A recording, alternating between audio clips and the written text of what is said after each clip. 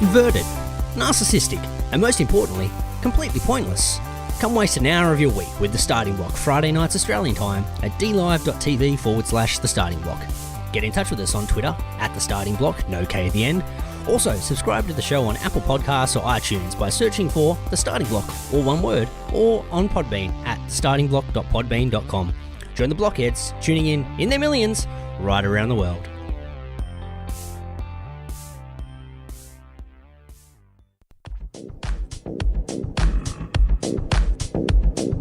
You're listening to The Starting Block on TAVshow.com.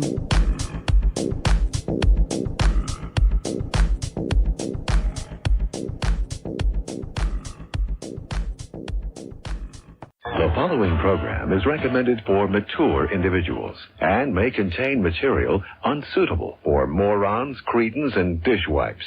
If you are a moron or a member of the PTL Club, please turn off your radio, because we don't need any more stupid, narrow-minded, pencil-neck geeks who wouldn't know the First Amendment if it came up and bit them on the butt.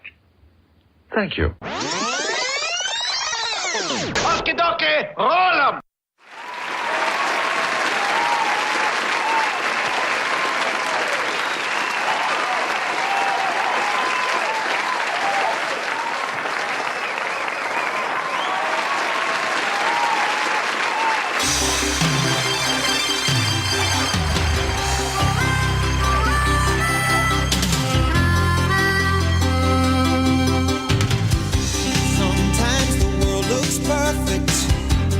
Nothing to rearrange. Sometimes you just get a feeling like you need some kind of change. Hey, welcome to the Starting Block for another week. Big show as always. The stove is back, ladies and gentlemen. We cannot believe how many trades, how many signings, how much other bullshit we got. And we're still going to fill it out another hour and a half with our regular garbage. All that, much more, here on the block.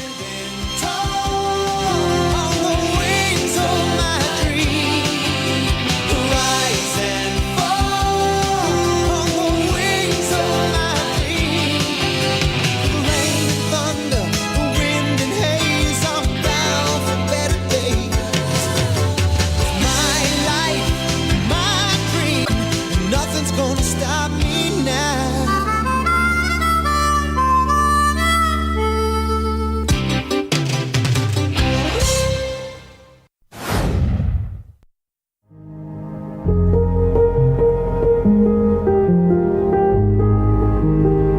It's Greeno here from The Starting Block.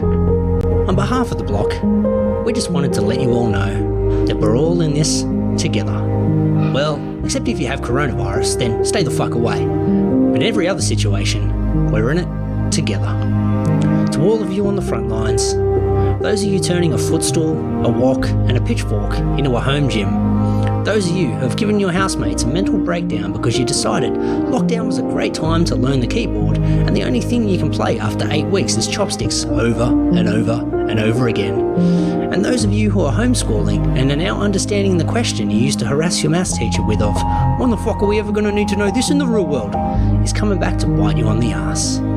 Just remember, like a 1990s Australian sitcom, we're all in this together. The days may be long, but in times like this, you can rest assured we will be here to waste an hour of your week, Friday nights Australian time, at dlive.tv/The Starting Block. So take care, social distance, whack on a mask, and subscribe to our show on iTunes. It may not cure coronavirus, but it sure will help us with our rankings. And isn't that really the most important thing right now?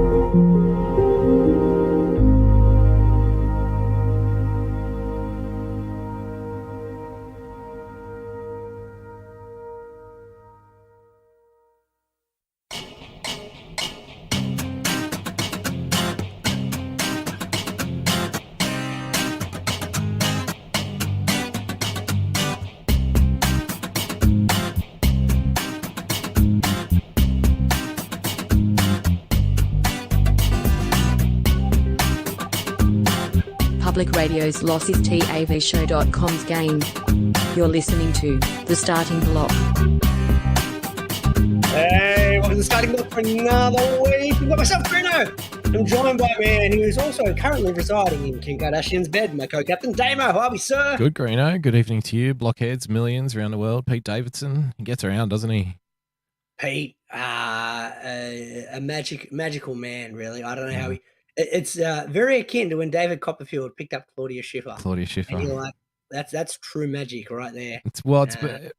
If it would be like where David Copperfield pulls one rabbit out of a hat, Pete Davidson flips the hat upside down and a whole fucking herd of rabbits comes flying out and starts chewing the faces off the audience. Yeah, he's a magic man. Yeah, Pete it's Davidson. just a trick, guys. Yeah. It's just a trick. So yeah, he does get around and he does bag himself a few. I find the whole Kanye West Pete Davidson thing particularly funny because of the power dynamics involved. I don't know if we've gone over this before or not. We talked about it on last week's show a little bit. Yeah, because like Kanye can basically, you would imagine Kanye would be like the biggest Chad in the world when it comes to, 100%. the chicks. But then he comes this fucking weird skinny guy, looks like a heroin junkie. Let's be honest. Yeah. Tattoos all over him.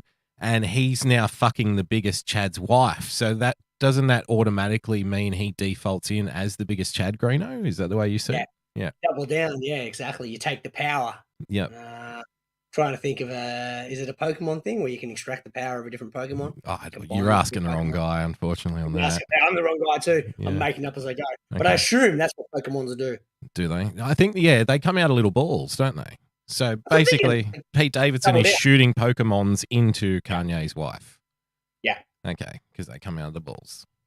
Yeah, spot on. Cool. Now, a bit of housekeeping before we kick off, sir. Okay, now, a little bit of pre-show cleanup. Nice. A little bit of pre-show cleanup, stuff we normally should talk about off air, but we just do it on air because, we don't want to be late. We don't want to keep the fans waiting. We don't want to keep the blockheads waiting. Also, we do kick off pre-show. You'll be pleased to know, everyone at home, boys and girls, 8:28 p.m. tonight it was that we started the pre-show. Yeah, and did we go on at 8:30 or did we kind of fuck around for a little bit first? We're a bit late, mate. Yeah, we're about 8:35 this week. That's all right. It's not bad. 8:35. You dick.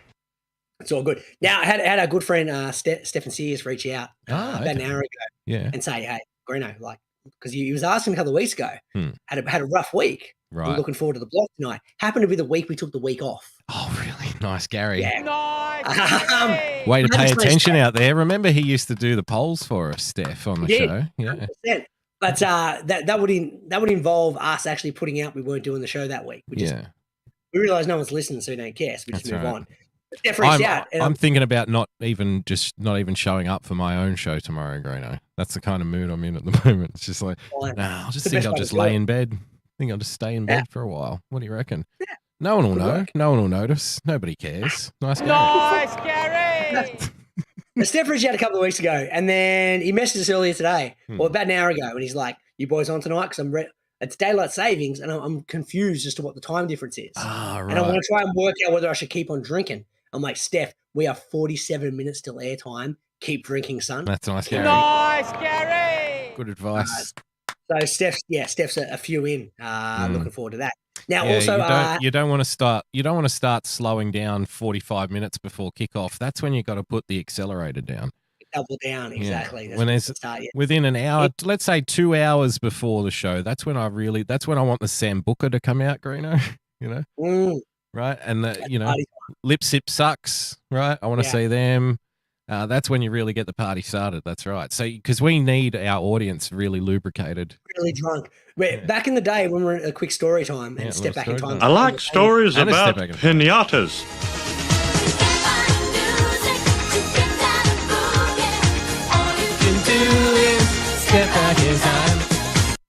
Back in the day when me and you were in a band, after about a year of doing gigs at local Christian community event, we made the executive decision as a band that we should only play gigs in pubs moving forward because we need the punters drunk to enjoy our music. That's correct. And the same kind of applies to our show now. So if you're not drunk right now, probably switch off, have a couple, and drop back in a little bit later. Yeah. You don't have to listen live. Just make sure the next time that you're really pounding a few, you put us on in the background. Tip of the hat. Nice, Gary. That's nice, Gary. The block is best enjoyed blotto, Greeno, as they say. 100%. As they say in Vietnam. Only way to enjoy it. Right. What's the Vietnamese drink of choice? They like their rums. They have like these rums that they have there. I remember a quick little story. I like stories about pinatas. I was over in Thailand with some friends and family, and it was like right at the arse end of, I guess it was like 2 weeks, maybe something like that. And there was like maybe a week spent in like a resort, basically, and then another week like on this fucking little island, kind of out in the middle of nowhere. And so it was the last day, and everyone's like, all right, you know what we're going to do? We're going to go out and ride elephants. And I'm thinking to myself, fuck that. You know, I'm not getting up on one of those fucking things. No way, you can't. So I'm like, nah, you know what? You guys go out, have a good time. So here I am on my own, right? In Thailand, last fucking day there. I'm like, what am I going to do? Oh, no, I'll head to the local shop, Greeno, because they sell a lot of booze there. I'd walked past there before. Mind you, this is a place where you can buy shit like Valium over the counter at a pharmacy, by the way. Nice, Gary! Just, I'll take 8. All right, off you go. So head down to the bottle shop, and I pick myself up a bottle of fucking this Thai rum. Never heard of it, never seen it again, can't remember the name of it. Okay. I go down to the beach and I'm like, get the old iPod out, Greeno. Old school, big chunky iPod back in the day. Headphones in, and I just lay on the beach, right, on this shitty sand. It was really shitty sand. It was like rocks and stuff, right? But there was nothing else going on. So I'm like, all right, I'm just going to smash this bottle of rum. Got through it. I reckon I got through the first one at like 10 o'clock, right? Yeah. And then I paid a guy to go down to the shop, and I said, look, I paid one of the local dudes. I'm like, look, here's enough for 2 bottles. Grab me one, get yourself one, you know? Nice. And he's like, nice Gary. Oh, mate, nice Gary. Nice Gary. He came back quicker than I could fucking put my wallet away. He was already back. Like he took a moped or something down there. Bang, bang, straight back. I'm like, all right, sweet. He understood the situation. He didn't want to give you time to consider that option. He's like, hang on, I might change his mind. I might not get the booze. I better get it ASAP. Yeah.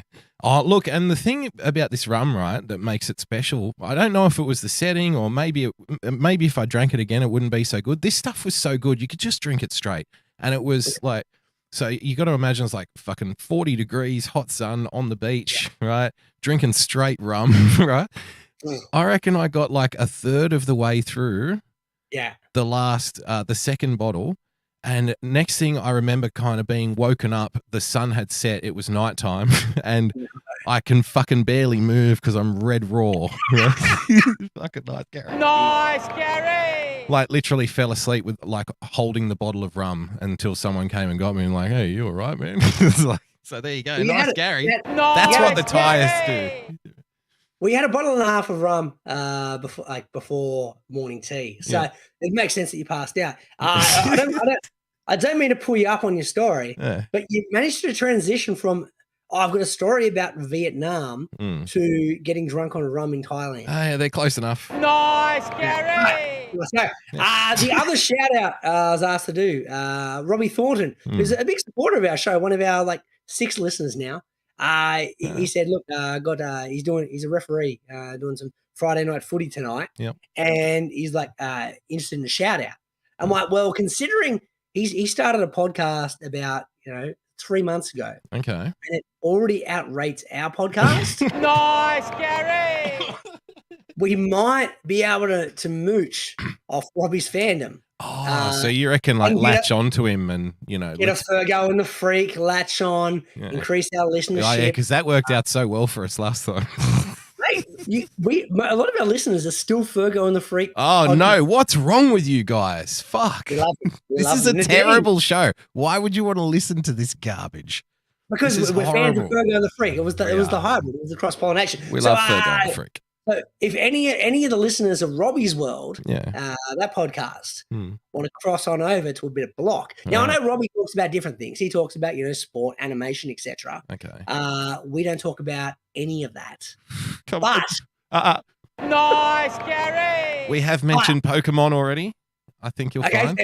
Fair call. Yeah. We have talked about sport in some capacity, have we not? Surely we've thrown some kind of reference in. I can't remember what it is, but I'm sure we said something sport related. Normally, sports people don't give a fuck about. I think he talks about footy, whereas we talk about transactions in MLB in the off season. Yeah, we talk about Sheffield Shield bowling statistics. Sheffield Shield bowling stats from the mid-90s and shit nobody cares about. Exactly. That's why we're so big in Vietnam and Thailand, Greeno. I'm throwing them in from now on. Nice, Gary. From now on, yep.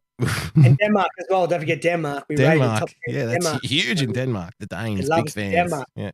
So there's Robbie asked Big for a shout out. big people, and big fans of the Danes, Greeno. Yeah, there's Robbie shout out. Yeah. Now I know we're already 20 minutes in the show, Dano, but I got one more thing to pick before we get to our actual show. Now I noticed in last week's Discord chat, Yeah.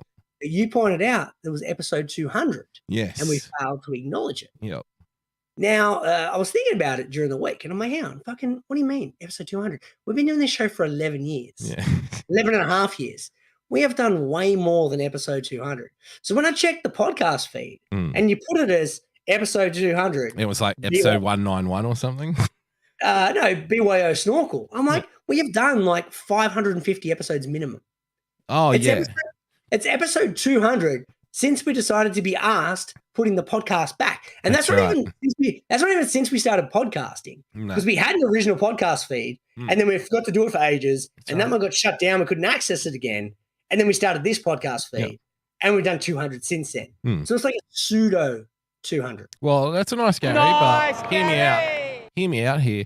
Actually, I'm thinking quite the opposite. The reason that I said episode 200 to describe the episode was the fact that it was episode quote unquote 200 and we made no mention of it, didn't talk it, because I agree with what you're saying 100%. Like we've done heaps. It's just episode 200 of the ones that are in this batch, I guess, you know? Yeah. Like that's Episode really what it 200. is. Yeah. We've had like other platforms before, and like, you know, there was a couple of hundred on there years and years and years ago, and they've gone like just disintegrated on the internet somewhere. Who knows? Like, episodes we did that we never bothered to podcast. Never bothered to record them or anything. So, you know, but that's just the way it goes. Nobody cares really. So like, as long as they see 200, better celebrate. It's 200. Well, that was the thing. So my idea was to actually make a big event of episode 201. And mate, the 201st episode, how good is this? But it's even better. Yes, there you go. Nice, Gary. Nice, Gary. Well done, everyone. Well done, everyone involved. 201 episodes here on the show. Can't believe we got to the big 201, Damo. Glad we raced it. Yeah. You have a story time. I like stories about pinatas. Night mode, brother. Yeah, I'll tell you a little story time. Fucking night mode, Greeno. I've been on a night mode warpath with everything digital for the last. I've been pretty committed to night mode for years, but it's been night mode on like the major items. You know what I mean? Explain night mode to me. You're talking about like the backgrounds in your laptops, your phones, etc. Correct, because look. The white, I think, was originally done that way to replicate paper for a start, so people wouldn't be shocked and horrified by reading something. So they make it that everything's designed about making it look like a piece of paper, right? Yeah. Like traditional mail. There's really no practical reason for it to be that way except for familiarity, right? Well, that in contrast. Yeah. But, no, see, this is the thing. This is just my personal theory, right? When we were just looking at one screen, I reckon having it filled with bright white light may have been tolerable for like a work day, okay? But now it's pretty commonplace for everybody. I mean, I've got 3 for like a work PC. I've got 4 for my personal PC. You know, the Lady Boogs has fucking multiple screens. I'm sure you've got a couple of screens, Greeno, yourself. I got none, mate. I'm doing this off a rotary telephone. Rotary telephone. Nice, Gary. Nice, Gary. Literally dialing it in, folks. I physically dialed in, yeah. So I'm going to have to duck out in about 20 to dial back in on a payphone. No, that's right. Are there even still payphones around? They are, man. They are. They did this thing about 6 months back where they announced payphones will now be free. So it's open season on sex hotlines. Oh, yes, that's right. I have noticed that too, though. I walked past the payphone, I don't know, a couple of months ago, and I'm like, look, it's fucking free. They're just giving away. Yeah, and you know what? The beautiful part about where we grew up, Greeno, I walked past this payphone. The free payphone had been vandalized. Nice, Gary. Like it's literally a free payphone and someone had smashed the glass and fucking pissed all on the buttons and stuff. It's like, you know, even when you give people shit for free, it's not good enough. It just out west, that's how they do it. That's how we roll, baby. Nice, Gary. So yeah, I've been thinking, it's my theory that if you're just looking at one screen, then it's probably tolerable. But when you've got fucking 2, 3, 4 screens with bright white light hitting you, I don't think the human eye is designed to tolerate that kind of punishment. So I've always had like night mode where it's applicable on certain apps and stuff. But I've thought, you know what, fuck this, because I'm going to eliminate all of the white backgrounds from now on. Now, let me run you through the list. You've turned into Mr. Burns off the episode of Who Shot Mr. Burns. Yeah. You want to eliminate sunlight. Correct. But instead of like a glass of brandy, I'm holding a bottle of cheap Thai rum, Greeno. There we go. Yeah. So it started off, right, with, let's say, night mode on like OBS, for example. And then night mode on, I don't know, what's an app, Greeno? Give me an app like fucking Teams or something. Night mode on Twitter, night mode, right? I have now progressed to the point where everything is night mode. I found a plugin to make the fucking screen night mode. Like no matter what website you're on, it flips it to night mode.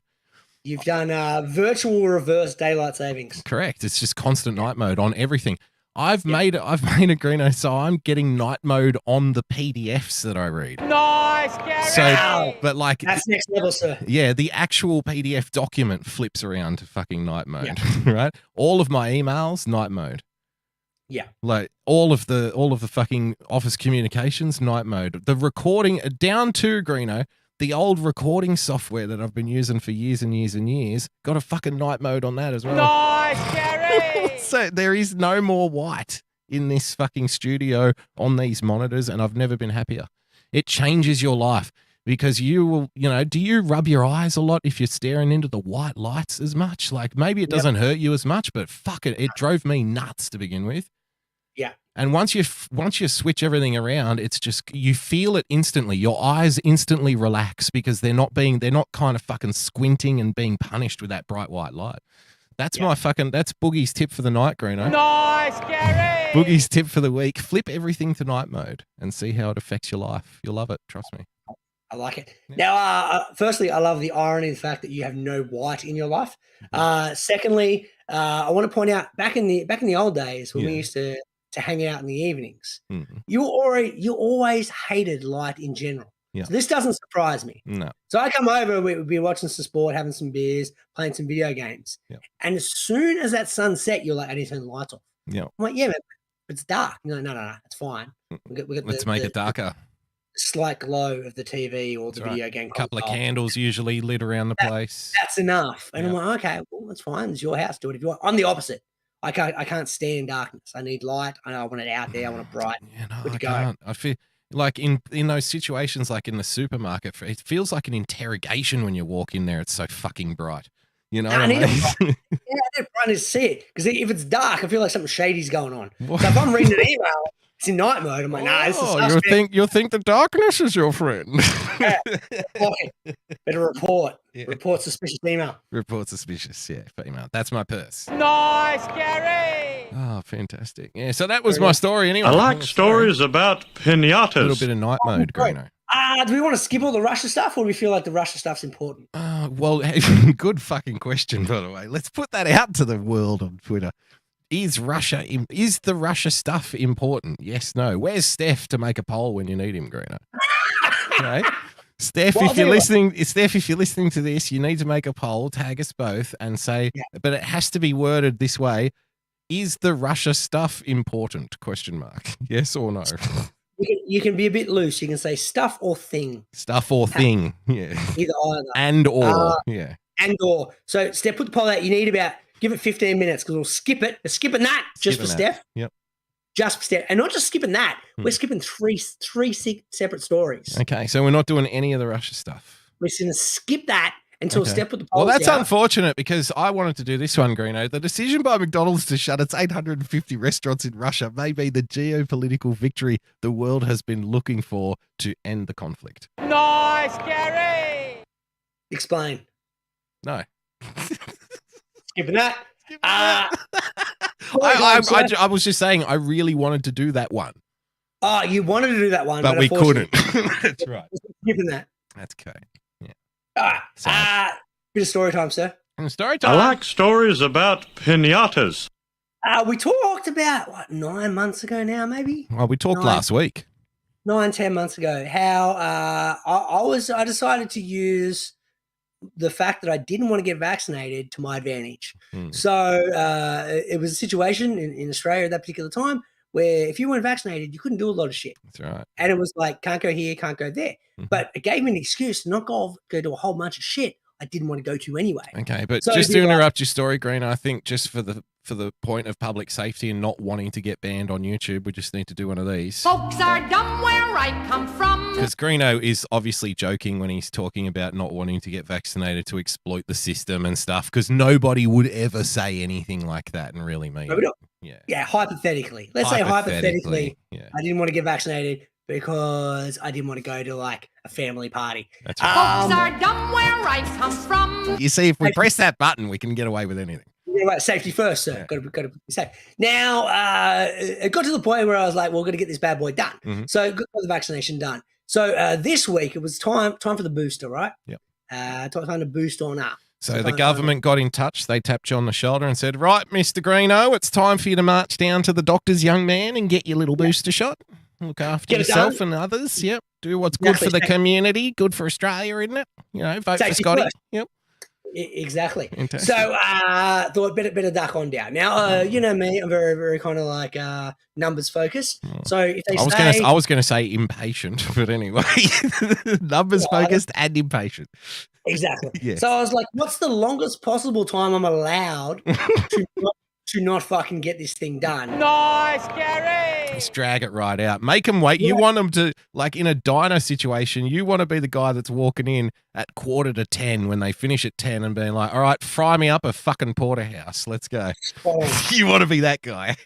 Spot on. Yeah. So I booked it in spot on to the day of 6 months. Right. Last possible fucking booking of the day.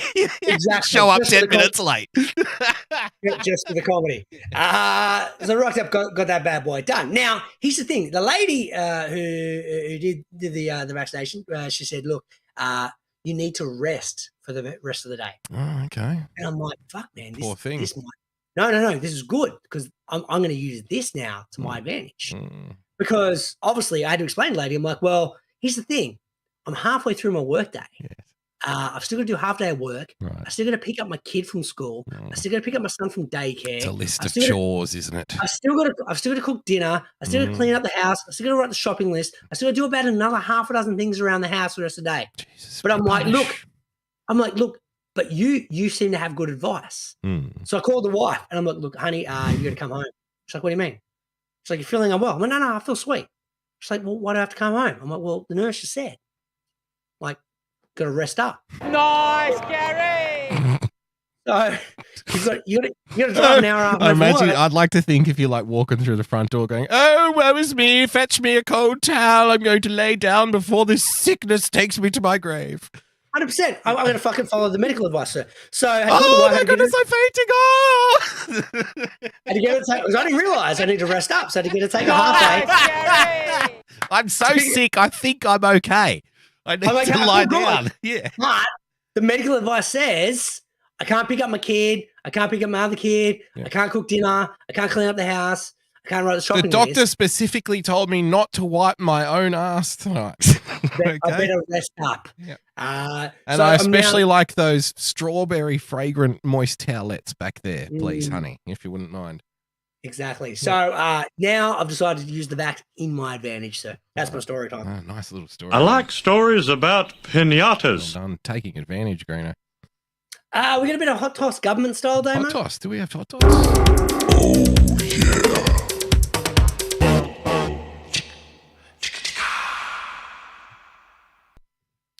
Here we go. What is this one? I totally forgot what this story is. Oh, so the nice, Gary. Oh, you're a fucking hell of a host, Greeno.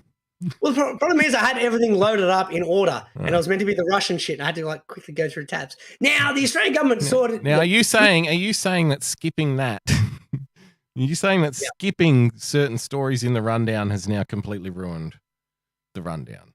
No, not particularly. It just ruined that particular portion of the segment. Earlier this week, Greeno, the government was forced.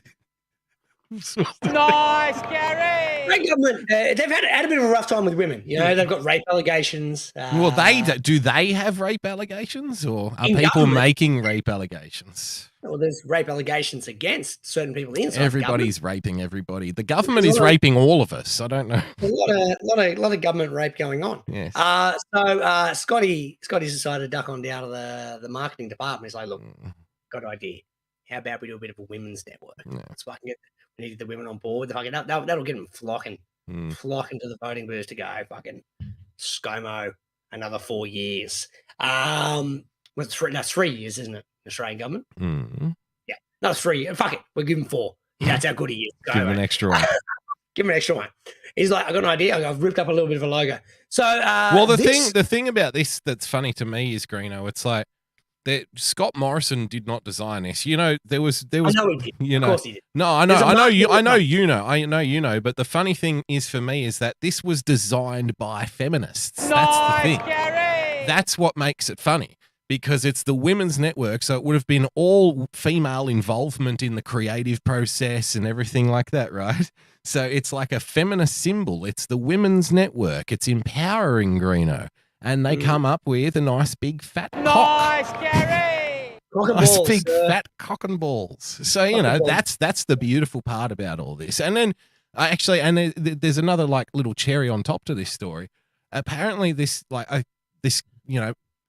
all started with like one person tweeting it and saying, doesn't this look like a dick or something? And then within 12 hours, right? This is how crazy the world is. Within 12 hours, the fucking all-powerful government department had like now taken their fucking logo down. Nice, Gary. And tried to erase it from memory. It's fucking nuts. With that said, how many people did you have to show this to before someone goes, put their hand up and go, hey, doesn't it kind of look like a cock and balls? Yeah. Other people have said it looks like a pair of tits. That's another one as well. It does look like a pair of tits, and cock and balls. So it could be like a bit of Spanish there, perhaps. Yeah, what is the purple? What is the purple? It looks like they're trying to rip off. Is it the Touchstone one? That, you know, the old movie thing that comes out. I think it is Touchstone, perhaps, or no, not Paramount.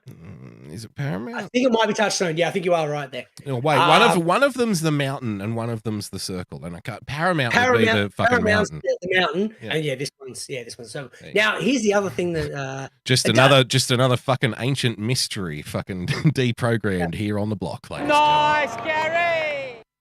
And if we are looking at this as like cock and balls, well, the reason I don't think it looks like tits is because there's no nips. Lacking some nips there, but so that's why I'm thinking cock and balls, like Sean balls. Don't get me wrong. Yep. Even with a little bit of a pubic curl above the shaft, Greeno. A little bit, yeah, just a little bit of fancying up top there. Yep. But the thing is, the girth of the cock. Yeah, that's what they would refer to, Greeno, in the old days as a chode. Nice, Gary. That's a chode. When the penis is wider than it is long, that's what you would call a chode. A Coke can of a dick, if that's you will. That's right. We used to know a guy. We used to know a guy whose nickname was Chode. Chode. Yeah. Nice, Gary. Nice, Gary. Oh. See, I thought that segment would go for like 30 seconds. Yeah. But we got fucking 4 minutes out of that. Let's do a quick story time before we go to the first. I like stories about pinatas. Have we got an update on Steph's poll? Has Steph put a poll out? Has he done a poll? I don't know. I thought we asked him. I don't think he's even listening, man. I think he fell asleep. Definitely too many cans. Too many cans, hitting too many. Or unless he thinks it starts an hour from now. Well, I told him 47 minutes. I know you told him, but maybe he had too many cans, Greeno. Nice, I've told Steph before, like, hey, man, 8:30 Australian time. Yeah. And then I realised I've got to tell him, like, minutes from current tweet. That's correct. It's easier to do it that way. That's right. Have we done the story time sound effect yet? Oh, we can do it again. I like stories about pinatas. Saturday morning, that's my usual shop. I like to get it fucking done early. I like to duck on down. Saturday morning seems to be the quietest possible time. You know how I don't like interacting with people, Dave, mate? Yep. I can hate people. Hate them with passion. So lockdown was very comfortable for me. Right. Big fan of lockdown. Don't have to interact with anyone. Yep. Very, very good. Yep. So duck on down last week. So, well, can I just interrupt your story then for a moment? I like stories about pinatas. With how the show works. Well, you know, the lockdown has taught us all like a lot of new skills, and there are a lot of ways of getting by in the modern society. And I would think that if you're so offended of the thought of going out and mixing with people, why don't you just start getting your shit delivered to you? Because you also know I'm a tight ass, sir, and why the fuck am I paying for a delivery? Nice, Gary. But I don't think they even charge for deliveries and shit anymore. The supermarkets. I don't know, man. They do. It wouldn't be much. Maybe it's different down there than it is up here. It's everywhere. I'll tell you a story time inside a story time. Okay. So the wire story time in sections are my favorite. Yeah. So pre-lockdown, the wire I never used to do a weekly grocery shop because I like to be very kind of like fluid with my meals, right? I like to what do I feel like today? I only want to prepare meals a couple of days in advance. Nice, Gary, because I do this. That's what I do. I shop in dribs and drabs. Yeah, dribs and drabs. Yeah. So I used to do a Saturday shop, and then I'd make the wife do midweek one. Yeah. Tuesday, Wednesday, Thursday, Friday. Occasionally we'd mix up and then block it in. Anyway, she had to do the groceries. So it's like, I don't want to go to the grocery store. So she used to order in on the Tuesday for the next 3 meals. Okay. But the problem what happened is, firstly, we were paying delivery for half a week's groceries, which was insane. How long ago was this, though? This is pre-pandemic. Okay. Things might be different now. Maybe. But the other thing, and here's the other reason, is every time we put the order in, there'd be half the list missing. So it's like, hey, nice, Gary. Here's the fucking groceries. Yeah, now you've got to make a souffle with fucking half the ingredients. That's right. Well, I'm going to fucking go to the shops. She's like, what do you mean? I'm like, well, you haven't got the groceries that I needed to cook said meal. So this whole fucking delivery, not only have you spent money on the delivery, you haven't got all the shit, and now I've got to go to the shops anyway. And we kept on repeating that cycle. So now I just do the all myself. Yeah. The shit missing is frustrating, no doubt. No doubt. 100%. Yeah. And I got a lettuce the other day, Greeno, because that's the other thing. You can't hand pick. That's what I'm saying. So I got a lettuce the other day, Greeno, and I could fit it was smaller than the palm of my hand, right? It was fucking tiny, this lettuce. And it was $5. Yeah. And it was enough for 2 club sandwiches, 100%.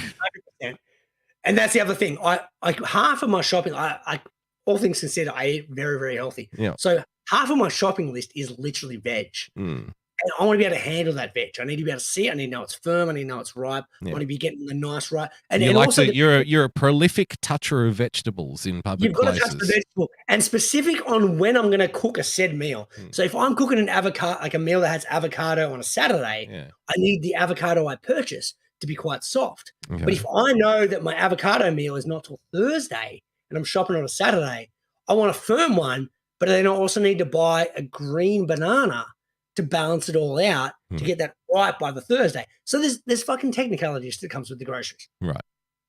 So I think that very long-winded explanation explains why I don't do the pre-order. Nice, Gary. Well explained. I'll explain. So anyway, last week, happened to wake up super early after the show on Saturday morning for some reason, up at 6 a.m, which is very unlike me on a Saturday. It's a good feeling though when you wake up at 6, but without setting an alarm. If you wake up fresh at 6 a.m, I'm always like, oh fuck yeah, I like this. I wasn't fresh. I You were dusty. I was very dusty and I couldn't get back to sleep. So I'm like, fuck it. I'm going to go to the groceries. I'm going to knock it off extra early this week. I'm going to get there before the old fuckers get there. So not because the old fuckers rock up about 7, and that's my normal arrival time. What time does it open? Opens about 6. See, if my local opened at 6, I would be there at fucking 5:02 waiting for it. Well, here's the thing. So I normally arrive at about 7:30 to be out of there before 9 when regular people start arriving. Whoa! It takes you an hour and a half to do the shopping. No, I arrived at 7:30 to get out at 8:30. Oh, so it takes you an hour to do the shopping. Yeah, there or thereabouts. I got a week's worth of groceries to do. Brutal. An hour? Yeah. Mate, if I'm not in and out in 10 minutes, there's a crime, You Something find a week happened. worth of groceries though? Yeah. Oh, I can in 10 minutes, no problem. A week's worth? Fucking absolutely. No, absolutely I could. Yeah. I grew up watching fucking Supermarket Sweep. Nice, I know how to ride the trolley down the aisles. I would just put my arm out. You know what I always wanted them to do in that show, Greeno, is put their arm out and just kind of scoop all the shit in. All in, 100%. Yeah, but they never did, Greeno. If our American listeners don't know what Supermarket Sweep is, look it up. Supermarket Sweep in Turkey. Do they have supermarkets? I think they have Supermarket Sweep. I think it came from America. Why? How could we come up with that? Because we had Ian Turpie. Did Ian Turpie come up with it? Did he? I'm not sure that's true, Greeno. I think you pulled that out of your posterior. 100% pulled out of your posterior. Yeah. But he was very, very good. But I agree because you just fucking loaded it up. Yeah. So anyway, but you're forgetting, Greeno, my long-held tradition, the 2-basket rule. So I can absolutely cram a week's worth of grocery. Let me give you a little rundown, Greeno. Since I like stories about pinatas. We're doing a story within a story within a story now, because I would say this is like 3 levels of inception for the story. Exactly. No, let's think about this, right? I reckon I can get a week's worth of groceries into 2 of those hand baskets. I would, yeah. Oh, absolutely. How about when you're stacking your meat, you stack it fucking sideways, Greeno, so you can stand them up. I reckon I can get 6-7 packets of meat standing sideways, and that would take up maybe 1/4 of the fucking basket. Yeah. Then a bag of potatoes, bag of onions. Sorry, 7 packs of meat will take up 1 whole basket sideways. No, standing on their edge, right? And then you wedge in. No, then wise, you're talking 1.5 centimeters minimum. No, I know how fucking thick a packet of meat is, mate. What in the same fucking department, dude? You can stand them up like 1, 2, 3, 4, 5, 6, 7. I reckon you get 7 because they're all shrink wrapped and shit now, mate. They're all vacuum packed. I'm talking hard plastic. I've got hard plastic. Oh, no. Then I accept your apology, Greeno. I accept your apology. We're talking vacuum. No, nowadays you get the vacuum sealed shit. Just the thickness of said product. Yeah, sure, you can fit 7. But in my one, it's fucking all covered in hard plastic. Yeah. And we're talking like a minimum 2.5 centimeters each packet with hard plastic on the edge. Yeah. Well, so in that case, it would take up half of your basket and you could stack them 6 high if you're just putting them flat. Yeah. That would be my opinion. But okay, instead of losing 1/4, you lose 1/2. But you can still fit it all in. Bag of potatoes, bag of onions, couple of heads of broccoli, head of lettuce, fucking 6 tomatoes, a block of cheese, milk, bread. Your bread will keep if you freeze it. Fucking, you don't have to buy butter every week. You don't have to buy Vegemite every week. How about a couple of fucking things of 2-minute noodles, right? You're fucking done. That's it. There's your food for a fucking week. Excellent. Okay. Now that feeds an adult. Yeah. Or 2 adults. Yep. Now I 100% agree with all that. The kids get the chook feed, Greeno, out the back with the other animals. Literally half of my shopping list is kid shit. It's tiny teddies, it's jumpies, it's shapes, it's we give kids too many options, Greeno. I've been watching a lot of these medieval shows with the Vikings, Greeno, and whatnot. The kids are lucky to get half a fucking chunk of bread and an onion. It's like, all right, enjoy. If you get an apple for dessert, if you're lucky, just the core, somebody else's core that they toss on the floor, Greeno. I decided to play a little bit of a social builds character. I did a social experiment with my kids this week. Now, you make a very good point there. Kids fucking spoiled these days. And once again, I'm not poor enough where I'm like, I need to fucking, if I'm going to be tight on something, it's surely not going to be on snacks for my kids. Right. So they've got a plethora. What the secret is, Greeno, get them snacks that they don't want to eat, but you do. Right? Yeah. How about pickles and onions and shit? Do they? I used to eat back as a kid. They're not fans of those, unfortunately. There you go. That's what you stock the fridge with, Greeno. Little gherkins, little cocktail onions. Yeah. A bit of fucking goats or blue cheese, Greeno. Kids hate blue cheese. Hate the blue. They hate anything other than the cheese stick they're not fans of. Yeah. But what I did is I let the kids' tub of snacks dissipate and refuse to refill it. Because normally what happens is like, okay, we ran out of shapes. I'll throw them because I've got a backup like pantry in the garage. Yeah. So I'd fill up that. Out of shapes, I'll throw them in. What was happening is they weren't eating all the other shit. So I'm like, well, I'm literally not fucking filling up this tub until everything's gone. So is this a fair statement, Greeno? Not only do you buy more food, because you were talking about that's enough to feed like 2 adults, what I was talking about. Yeah, okay, cool. Would you say that you waste way more food as well as buy more food? No, I don't, because I'm very selective with what I buy. So but what about the kids stuff, right? The kids shit. No, with the kids shit, there's not much waste because I refuse. I give them what we eat, but I know which ones they will and won't, and I only give them enough portions that they'll eat what I know they'll eat, if that makes sense. Right. Okay. So if there's waste, it's minimal waste because I'm like, I know they're not going to eat this dinner, so I'm only going to give them a small portion of dinner, and it's not going to go to waste. And if they chew through their portion and then sing a little song after dinner and talking please sir, I want some more. Yeah. And if they do that, then you'll sell them into slavery, won't you? Well, after they've finished sweeping the chimney, sure. They can Nice, Gary! So, doing the groceries last week, sir. Did the early shop. I think that's where we're at. So, did the early shop. Yeah, how come it takes you an hour, Greeno? You reckon I could get that done in 10 fucking minutes? Nice, Gary! At 6:30 in the morning, I knocked that bad boy off in about fucking 18 minutes. Yeah, that's what I'm talking about. That's why you get in first thing fresh. Like, if we're talking about actual collection, I knock everything off within fucking 20 minutes. It's the waiting in the grocery line that's the killer. So it's an hour, including the line and the swiping and shit.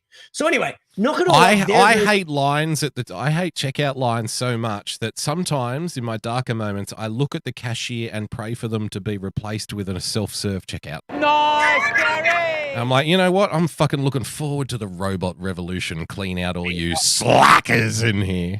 You're going to like this story then. Yeah. So the other thing I like about early morning is the people that are there are fucking very desolate. They don't want anything to do with people.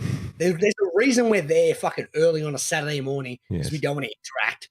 So anyway, I get to the counter. I'm very excited. I've knocked off my shop in fucking record time. Okay. Like really fucking quick. And I'm Smash excited. Through it, focused, determined. I've got the whole day ahead of me. Let's go. Whole day ahead. There's only one counter open, register open, because that's how early it is. It's so good. And I fucking load up my trolley and I look and I'm like, this is not the old lady I'm used to dealing with on a Saturday morning. There's a young bird who's like 16 who's at the counter on a Saturday morning. Oh, no. See, Saturday morning, Greeno, correct me if I'm wrong, so we're going to do another... I like stories about pinatas. But I'm taking it out a level now, so we're getting out of the previous Inception level back. Yeah, we're going up through the levels now. So, Greeno, I would think that on a Saturday morning, I want to see on the checkout, I want to see the fucking guy who owns the place or an experienced body behind the checkout Saturday morning. Yeah. I'm happy for the experienced person to do that. No, you know what, kid? Go stack the shelves on Saturday morning. That's I want a bloke, no chatty. I just want a guy who doesn't want to do it. Yeah. He's normally the trolley boy. And he's like, hey, what's up, man? What's happening, He's like, hey, man, I just want to fucking get it done. Let's fucking pump these things through and get you out of here. That's what I want. Yeah. Now, what I got was 16-year-old fucking chatty chick. And normally they at least do their pleasantries because that's their rule. Now, I walk up to the register and I have headphones in during my grocery shop. Oh, you're one of those guys. So when I rock up to the register, I do the polite thing. I take one of the headphones out that is my ear to the register. Yes, okay, I've done that move. Out of politeness, and I pause the podcast I'm listening to. And so then I can go, look, because they normally ask, like, oh, have you got any big items, blah, blah, blah. You know what, Greeno, though? Nice, Gary! You're more a gentleman than me. Now, I don't wear headphones to the shops, but I have worn headphones to the shops, and I would let one ear free, but I would not pause what I was listening to. I don't want to miss what I'm listening to. That's right. That's why I keep listening to it and put you secondary because I don't want to miss what they're saying. Of course I can pause, but I'd rather not hear you, Greeno. Nice, Gary. So I'm aware of the protocol, right? I've got my headphone out, and normally what happens is the first question is, how are you doing today, sir? Because they're required to say that. So I answered that question, and then at that point, I understand I can put my headphone back in. Beautiful. So I go, yeah, I'm all good. She's like, but then she keeps talking as I put it in. She's like, how's your morning been? And I'm looking at my watch. 6:45. And I'm like, it's fucking 6:40. In my head, I'm like, it's fucking 6:45 a.m. What the fuck do you think I've been up to this morning? Yeah, I had a pretty good morning. We kicked off at about 1 o'clock stealing cars in the city. And then we drove out for a drug deal at fucking Pinball at 4 a.m. And now I'm just coming home, getting some breakfast. You know how it is. Yeah, nice, Gary. Nice, Gary. Get some fucking nappies for the kids. Yeah, I've had a great morning. Thank you. So I'm looking at this chick, and I'm like, how the fuck do I respond to this without being a cunt? Like, because it's fucking 6:45 in the morning. And I was like, oh, how's your morning been? I'm like, yeah. Oh, no, she's like, no, sorry. The question was, what have you been up to this morning? I'm like, yeah, man, not much. Not and much. at that point, I thought she'd get the hint. Yeah. So then she's swiping away, and I'm like, my headphones back in, and then she keeps talking. So headphones back out. I'm sorry, what was that? And she's like, oh, so you got much on for the rest of the day? What the fuck? I'm like, Nice, Gary. No, I'm like, no, not much. And so I'm like, at this point, she's got to understand. She's asked me 3 questions. I've given her nothing. See, this is the poor, unfortunate fucking irony of this, right? At any other time of the day, that would be like lovely customer service, you know, like being friendly and conversational. Yeah. And that's probably what she's been told. But then they probably haven't told her that friendly and conversational doesn't really work at 6:45 in the morning. 6:45 with a dude who doesn't want to fucking talk. That's it. You've got to read the room, Greeno. You've got to see the kind of person you deal with. Now, I reckon if you're there with like, let's say you're working a checkout, Greeno, and like a chubby 50-year-old woman in a floral dress comes up and starts putting shit on the thing, you know that she's going to be talking your fucking ear off, right? Nice, Gary. This customer is going to be the one that wants you to go, hi, how are you? Have you having a good day? Yada, yada, yada. That's fair enough. But then if you see the guy with bags under his eyes at 6:45 in the AM who looks like he either wants to kill himself or everyone else in the supermarket, he's not the guy to be like, g'day, sir. How you going? Are you having a good day? Fucking what's going on? Nice, Gary. Nice, Gary. They don't want those guys. So at this point, I'm like, look, surely she fucking gets the hint. No. She didn't get the hint, Damo. So from then it went to, because she thought that would fill out the combo. She thought she'd get enough back to fill out the whole swiping. Yeah. So then she had to go to her next fucking like barrel in the gun. And she's like, so what have you been up to this week? And I'm like, well, who the fuck are you? so then it was like, well, it's been flooding, so not much, like just work. And she's like, oh, so what do you do for work? And I'm like, oh, fuck. What is going on? No, it gets worse. So I'm like, oh. My next question would have been, are you a Fed? Yeah, that's it. Right? Knock. Show me your badge, bitch. So I'm like, oh, yeah. So then I was like, oh, yeah, I smell bacon. Sir, your packet of bacon has leaked through the rest of your shopping. I fucking knew it. Spot on. Yeah. So then she's like, oh, so what do you do? And I'm like, oh, I'm an accountant. And she's like, what is that? And I'm like, what? And let's back up a second. Did you just ask me what an accountant is? So I'm like, so then my response very succinctly was like numbers. Like it's numbers and shit. I count things. I count things. It's in the name of the thing. So then she then decided here's an appropriate time to tell me for the next 12 minutes about how she's not very good at math, how she copies off her friend in her math class. She wants to cheat and how she's very good at English. So her friend copies off her in English. Next thing you know, you're sitting down having a fucking cup of tea. It's 6:45 in the morning, Greeno.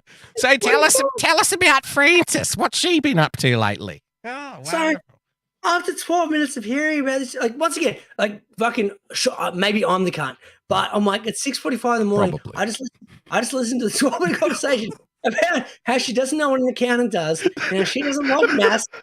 But she copies off her friend in maths, but she's quite good at English. So her friend copies over in English, and they switch notes, blah, blah, blah. Oh, fuck. Greeno, please, enough. You're fucking boring me, mate. Before we get to a break, sir, all in my head this entire time, I'm like, less talky, more fucking swipey. Do you like your novelty comedy songs organic? Handmade with painstaking care, put into every note. Well, look no further than Irrational Times. Using only the finest instruments to create an experience that your ears will thank you for later. Irrational Times attempts to elevate the whimsy to a desirable level.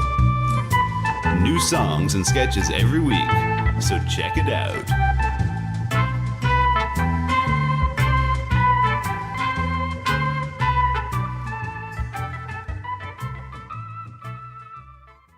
There's a place that we can go to watch old things. All the warm, fuzzy member berries it brings. It's a special little spot tucked away on D-Live. Enjoy the joy of passing.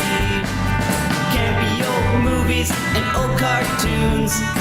We hope to see you over there very soon. It's our special little spot tucked away on D-Live.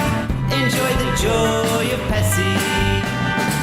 When we were kids and there wasn't any school, we'd sit and watch all the best cartoons, eating cereal until it was noon. We never thought that 30 years later it'd still be cool. Saturday night and cheesy movies, the ones that used to show us boobies. It's our special little spot tucked away on D-Live. Enjoy the joy of Pessy. Enjoy the joy of Pessy.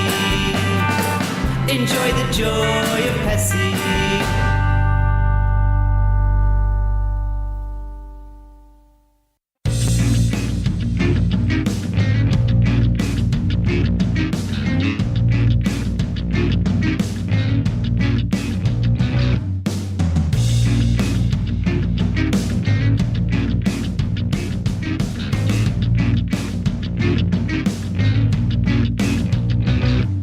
Now with less than 3% sport content.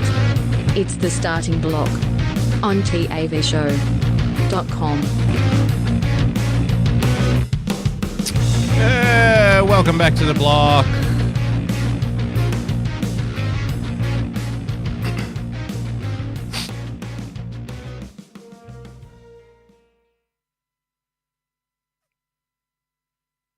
What's going on, Greeno? Twitter. You know where it is. Damon, I'm really fucking glad that we skipped the whole Russian thing, because that first segment went for an hour. That's absolutely ridiculous. Now, before we're going to get back to the show, but listening to the joy of Pessy, back announced there, the ad we played there. Firstly, we know the ad's fucking wrong. We know Pessy hasn't been on any of those platforms forever. Got me thinking. Pessy throughout the week, he has a couple of yearly traditions on his show. He does. Despite the fact it's a session show no matter week in, week out. But there's a couple of things that always make me laugh no matter what.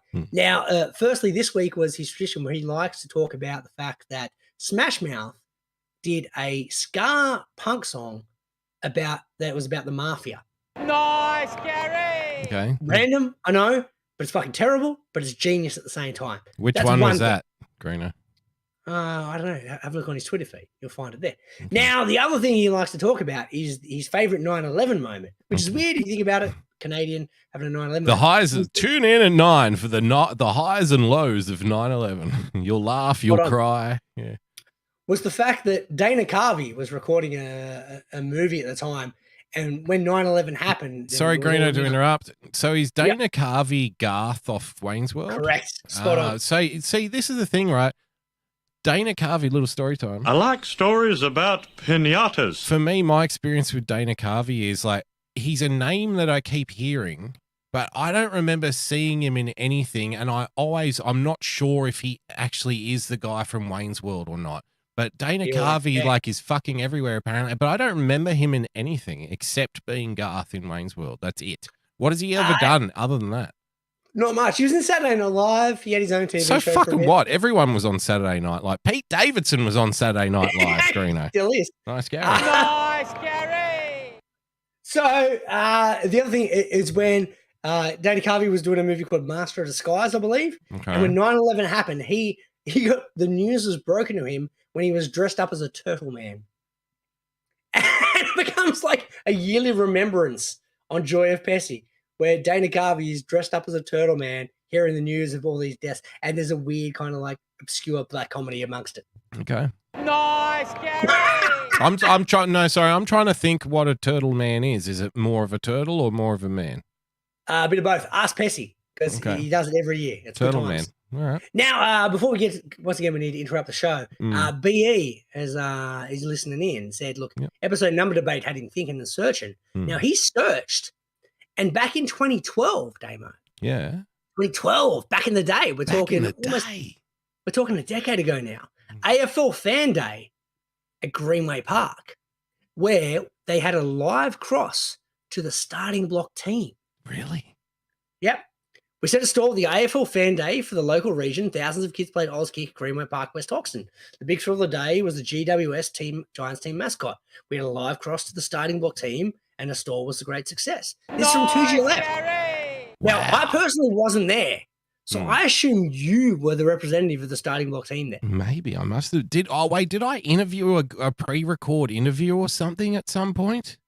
You must have. Maybe. And then like just played the tape. Did we just like run the tape on the show or something?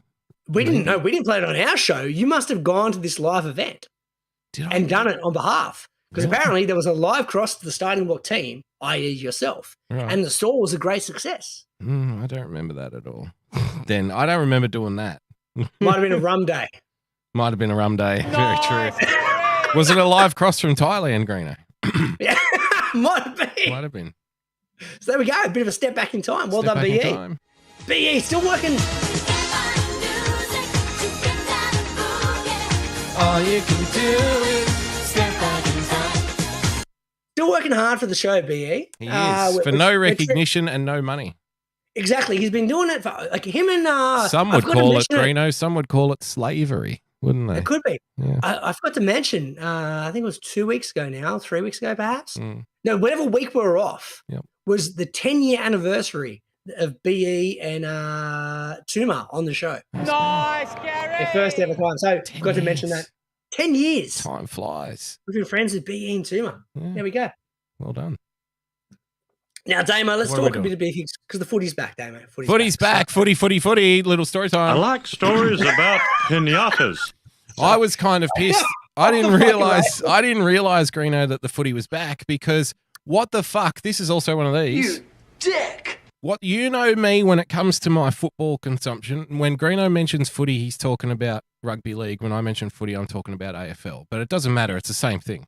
It's footy. Yeah, it's footy. Footy, Aussie blokey. Footy matey. They're two different kinds of footy, but footy they are nonetheless. So there's a foot involved and there's an E. Now, Greeno, you know that I'm very passionate about this argument, Greeno. I like my football consumption, and and this is the other thing. I'm probably like Greeno. I can binge watch a sport. I love a good fucking Super Saturday, Greeno, and watch 3 or 4 games back to back. Yep. Yeah, just fucking buckle down and hit the piss and start eating hot dogs and chips and shit and just enjoy the day. I love a good day like that. I like my footy consumption to be Friday night, Saturday night, Sunday, and then I'll allow, preferably the last game on Sunday should wrap up by fucking 6 p.m. In my opinion. 6 o'clock news on Sunday, that's it. Footy's over for the weekend. All right, start thinking about fucking work again. But spot on. So I've been looking forward to the start of the footy season, like all footy fans have been, but they blindsided me, Greeno, because what day it started, did you? I woke up on Thursday morning,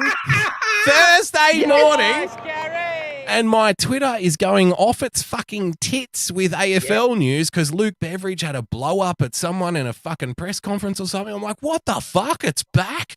Wednesday night football, Greeno. Nice, Gary. You dick. Open the season. Opening, Greeno. Opening night should be a fucking Friday night football game. Friday night is the way to start the season. The AFL, for the last 10 years, they've been starting the season on a Thursday night, and that irritates me enough. Don't get me wrong. Yeah. But this year, Wednesday night to start this. What a shitty night to debut. You want debut to be Friday night so everybody can go out and get fucking blind, Greeno. Nice, get blind and watch the footy. Wednesday. Not only that, they debuted the season. They opened the season with the grand final replay. Yeah. So this is a game that people have been pumped for, waiting for. They're doing a fucking Wednesday. And you know what? They used to, the grand final replay is more often than not like around between 3 and 6 weeks in, Yeah. Give the teams a chance to fucking freshen up. That's right. Build up the hype. That's you it. Put some fucking leaks out there because everyone's going to watch round 1 anyway, right? Exactly. So you don't want to shoot your load too early. You want to just build up to that. Tease it up a little bit before you splooge. Ratings down a little bit. Yep. Ratings down a little bit. Let's inject the first few weeks rate their tits off and then it lulls, Greeno. Yeah, correct. Yeah. And then that's when you want the fucking grand final replay around week 6, I reckon.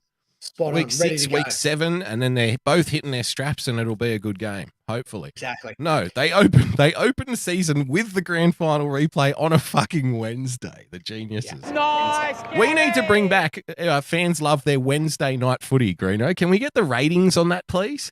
I want to know what the ratings were for Wednesday night footy. I've got Wednesday night footy. I've literally got it in front of me.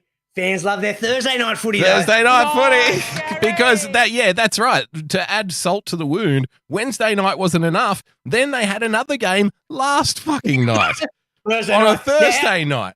And now I can't watch the Friday night game because we're doing this fucking show. I've been robbed of 3 games of opening round. Haven't been able to watch them. Fuck you, AFL. Nice, Gary. Now, fuck you.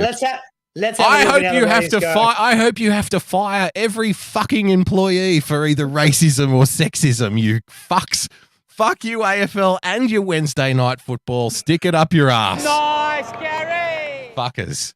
All right, so let's have a look at the ratings there, my fans. I love their Thursday night footy. Okay. We'll get to Wednesday night footy later. But Thursday night footy, that's our bread and butter. Footy. Fuck. That's our bread and butter, Thursday night footy. That's what we love about our show. Yeah. Now, as always, 1 through to 5 on the ratings. Yep. All news. All news. It usually is, isn't it? Yeah.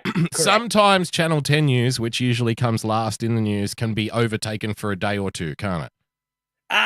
Yeah, it's pretty low down. Yeah. That's never top 5, but top 5 always seems to be the news. So 1 through to 5 are news. Mm-hmm. Now the Thursday night AFL came in 7, Damo. Nice, Gary. But fans do love their Thursday night AFL. We do know that. I fucking hate it personally because I want Friday, Saturday, Sunday. But yeah, fans love their Thursday night AFL. Do, yeah. Then at 8 we got the Chase. 9 we got Current Affair. Okay. 10 we got 7:30. 11 we've got First Dates Australia. So First Dates Australia? What's First Dates Australia, Greeno? This is a lame dating show where they put 2 people on a blind date and they film it and they have an awkward interaction and they try and build it up for comedy and awkwardness. Okay. And then at the end they go, nah, I don't want to fuck that dude. He goes, I don't want to fuck that chick. God, and it sounds awful. It's terrible. But I rated 11. Now, at 12, you got Home and Away. Okay, so just to be clear, we haven't heard NRL yet, have we? Mm-hmm. Okay, now can you tell me, as like, I'm really not an NRL fan anymore these days. I couldn't tell you really who the really good players are. Cameron Smith retired. Tedesco's a good player. He's good. Yeah, I don't know. That's about all I know. Well, Ivan Cleary's kid is pretty good as well, isn't he? Mitch Cleary. He's the best player in the league. Best player in the league. So there you go. I know those ones, but I'm so far out of the NRL loop these days. I don't know what the fuck's going on. Now tell me, who was the big, was it a blockbuster Thursday night game? Like, was it a big game or not? It actually really was. It was Melbourne Storm Craig Bellamy's 500th game versus the South Sydney Episode 200. Rabbitohs. Episode 500 for Craig. Episode 200 for us. Look at that. Yeah. And against South Sydney Rabbitohs, last year's grand finalists. Right. So fucking. That was the other thing. I was cruising around at Little Storytime, Grant. I like stories about pinatas. Just thought I'd take the car for a quick fucking 10-minute drive the other day, and I threw on the old SEN. You know that SEN is now basically like Big Sports Breakfast. I know. Yeah, no. SEN. So SEN. I've been listening to SEN for years, but for years it's been in Melbourne. Turned into, but that's not rugby league. No, yeah. Well, so now they have a Sydney version of SEN. It's still SEN. It's still SEN. It's Vossi. Jimmy Smith. It's Vossi, Greeno. It's Brandy. Brandy Alexander's on it. Nice, Gary. Yes, they're all there. They're all there. It's Brian Fletcher. It's Joel Kane. Terry Kennedy is on it, Greeno. TK is on it. It's all the old school. It's all fucking the same buffy blokey footy blokes that have 6 other media commitments elsewhere. They still seem to get. They don't have any other voices anywhere in the media. They just keep getting gigs. Regurgitate them, but it's not like they don't have jobs elsewhere. Right. Most of those guys work for Fox Footy. Mm-hmm. So the same shit you're hearing 5 days a week, you're going to hear on Fox Footy. Yeah. So it's kind of like this show. We struggle to put together a good 2 hours of content because there's a reason. Content is hard to come by, but they managed to stretch it out over 3 different platforms. Well, they own the whole production line of content. They literally host the radio shows between if you're an AFL fan, you can literally listen to non-stop AFL media 24 hours a day. It's not the same people though. That's the problem. Well, yeah, you know, your alarm goes off at 6 o'clock. You throw on the radio. You listen to your drive time fucking radio show for your AFL. Then you might throw on it. There's a million AFL podcasts. You get home, you watch fucking Fox Footy. You watch the game on a Wednesday night, Greeno. You know, watch the post game breakdown. Then you go to bed listening to the fucking angry call-in radio show of the team that lost. Call in, going, gotta sack the coach. They're all a bunch of fucking miserable pricks, mate. Nice, you know. Gary. All the good stuff, and then you wake up the next day and you do it all again. It's just manufactured content. So they own the whole production line of content. They're you know, they own the buffet. It doesn't matter where you eat from, you're still eating their shit. Yeah, right? but what that doesn't bother me. I don't mind a 24-hour news cycle. If there's enough to talk about, right. That's first and foremost. If there's 24 hours worth of content to talk about, go nuts. But the problem I have is it's the exact same voices, right? So at least like with MLB, it's very kind of generic, but they do, at least credit to them, put in different shows that are different kind of voices. Right. So like there's a show that's the same, like Boofy Blokey, hey, forget about the stats. I have about club feel. That's what I think it should be. It's all about pride in the jumper, mate. Yeah, but then you've also got like a 2-hour block where there's a dude who does nothing but data analytics. And he goes, well, I'm all about the numbers. So at least you're getting differing voices throughout the course of the day. With footy, no matter what it is, it's the same guys. It's the same. You turn on hosts. the radio, you turn on the TV, and you pick up the paper. Yeah. It's the exact same fucking person talking. It's true. So it's the same agenda going no matter what. It's very true. I've gotten mad off the point of this story. I just got frustrated about I like stories about pinatas. Which gets us to number 12, Damo. Home and away. Home and away. Hold me in your arms. Don't let me go. I want to stay forever. Closer each day. Sing it with me, Greeno. Home and away. Nice, Gary. Well done, nice, Gary. And then the big blockbuster Thursday night footy came in at 13. Now, you would have counted those numbers, Damo, because I know you're a big numbers man. Yeah. I failed to mention everything but number 6. Why was number 6 not in the list, Greeno? Because it was Gogglebox, baby. Gogglebox is back. Nice, Gary. Crazy Gogglebox Bears, Crazy Malakas. Now, let's put this into context, right? So you had news 1 to 5. You had literally the second game of the AFL season. Second game, not even opening night. No, 7th. So it was Richmond Carlton, wasn't it, on Thursday? It was. Yeah. 2 of the biggest clubs aside from Collingwood. And Greeno, it's the same 2 teams. It's always been Richmond and Carlton who open the season on fucking Thursday night for the last 10 years or something as well. Correct. Yeah. Got beaten by Gogglebox. And I was like, look, how the fuck does this happen? Like, we know we love our Crazy Malakas, but surely there's got to be another reason why. Yeah, I know what the reason is. Hello? Is anybody listening? Because it was on a fucking Thursday! Nice, Gary! Because it was on a Thursday. Put it on a Friday night, it rates its tits off, Greeno. I beg to differ, sir. I beg to differ, and I'll tell you why. Opening night should be Friday night, under lights, big atmosphere. You start building up from lunchtime with all of the shit media we were talking about before, you know what I mean? Correct. Now, here's the thing. I think there's something else to it because surely it's not just a fucking Thursday night thing. Yeah. There's got to be something. So I'm like, well, the answer's probably not in the footy. The answer's not there because, you know, the footy's going to rate what the footy rates. The answer's got to be in the Gogglebox. So I thought I'm going to check on it. Okay. I'm going to check it on out. What if we make the Gogglebox people watch Thursday night footy? Would that mean then that the Thursday night footy gets the ratings of Gogglebox? Well, they get 6 more viewers. No, because all the people watching Gogglebox are now by proxy watching the fucking footy. Or in reverse. So you reckon the footy... They now get the footy ratings, right? So imagine if you were watching the footy through Gogglebox, thinking that's what it was, because it flashed up for a split second on the screen, the footy. And you're like, oh, here it is, and next thing you know, you're watching 2 fat cunts on the lounge going, I don't even like this team. You're like, what is this? You could be onto something there. Yeah. Maybe the Goggleboxers were watching the Wednesday night footy on Thursday. People tuning in thinking they were watching the footy. I'm like, oh, this is interesting coverage. I don't see that Bruce McElwain, but fair enough. We'll keep watching. But But I decided to check out the Gogglebox. I thought, look, there's got to be a reason why. What is everyone so attracted to? Why are they watching Why are they trying? Yeah. I think I found the answer, Damo. Okay. They've got a new person on Gogglebox. Really? Milo. Milo. There's another Milo. We've got fucking Milo on Gogglebox, baby. So they got big straight away.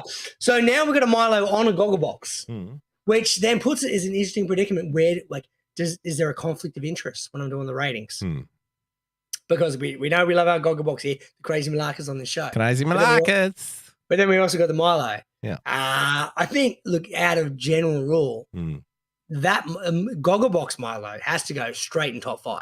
Well, because of the ratings, because it would rate its tits off. Exactly, 100%. So I think if we're going to put it in, I'm putting it at number 4, I reckon. You're slotting it at 4.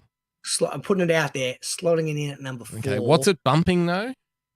That one is bumping Milo from Milo and Otis. I don't know. That's a cute fucking animal, Greeno. It is, but when was the last time Milo and Otis rated its tits off? Yeah, good question. Probably 1985 or 86. Exactly. Yeah. Has Milo and Otis ever beaten Thursday Night Footy? I don't think so. Yeah, there we go. Yeah. Done. Lock it in. This show, mate. Fuck, this is horrible. It's quick story time. A little story? I like stories about pinatas.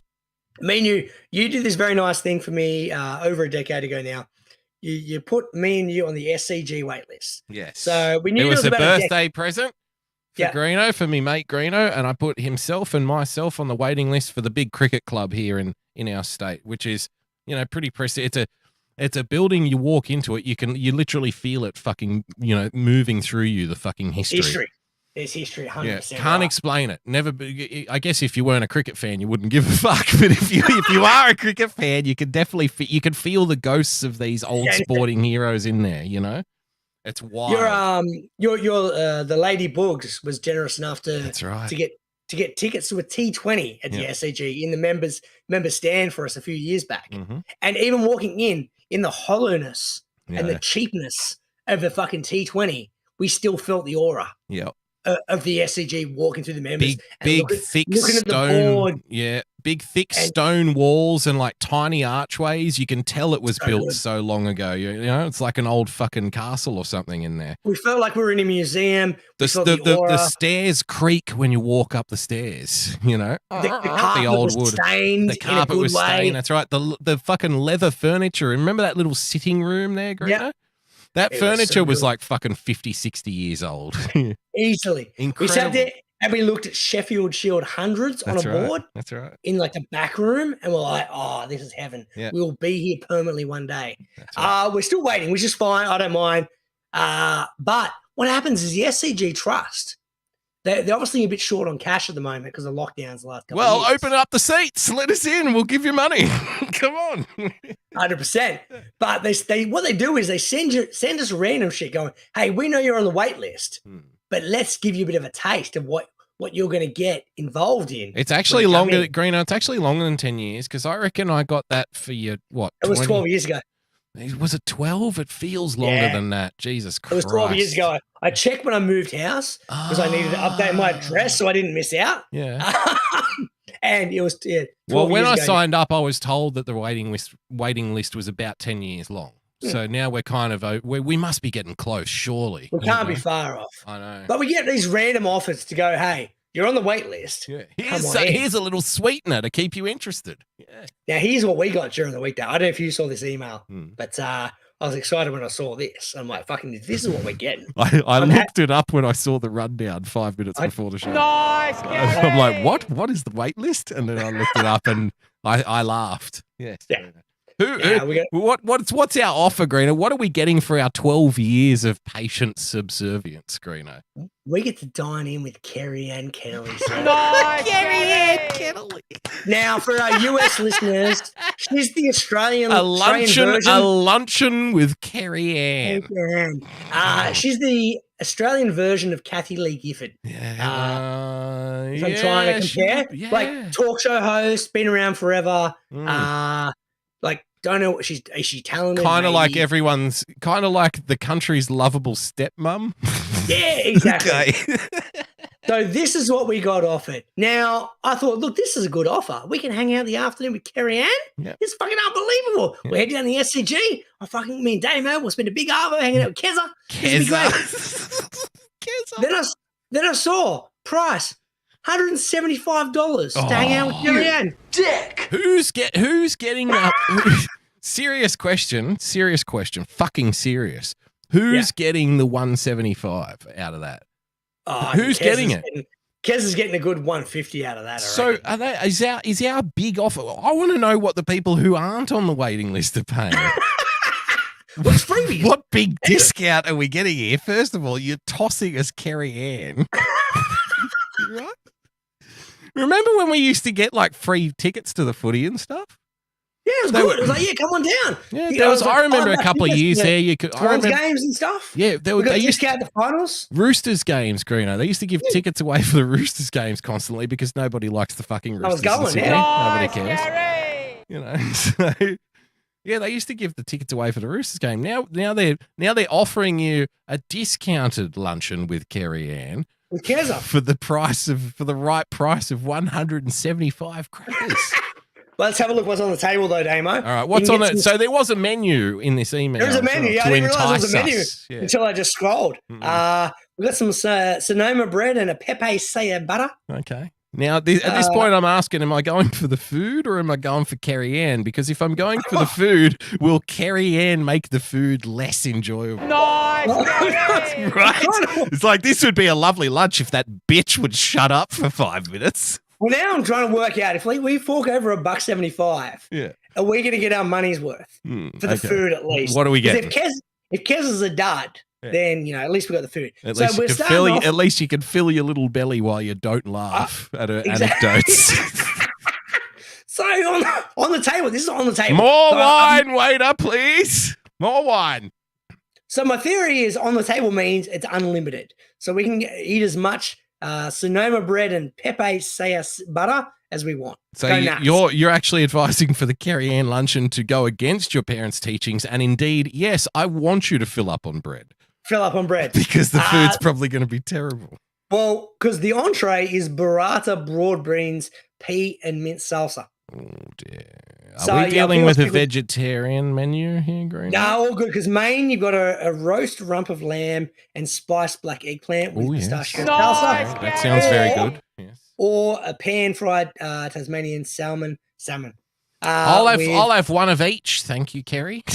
with pearl couscous, yogurt, mint, and coriander. I feel like there's going to be more pearl couscous than there is salmon in my $1.75. How much? What's your couscous to salmon ratio in a situation in a $1.75 meal, Greeno, with Kerry Ann? No, mind you, now 175. If you're going to start judging the food based on the 175 price tag, you need to remember that 175 was our. It was our. 175 was our exclusive waiting list members offer, Greeno. Nice, Gary. That was our prize. So it's probably more like 400 or thereabouts. Okay. Well, my general, if I'm going to a restaurant, we're going to have $1.75 for a bit of Kerry Ann at the table and a salmon.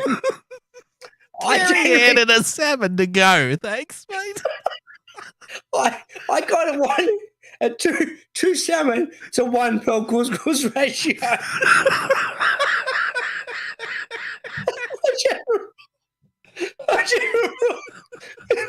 With my Kerry Ann ratio.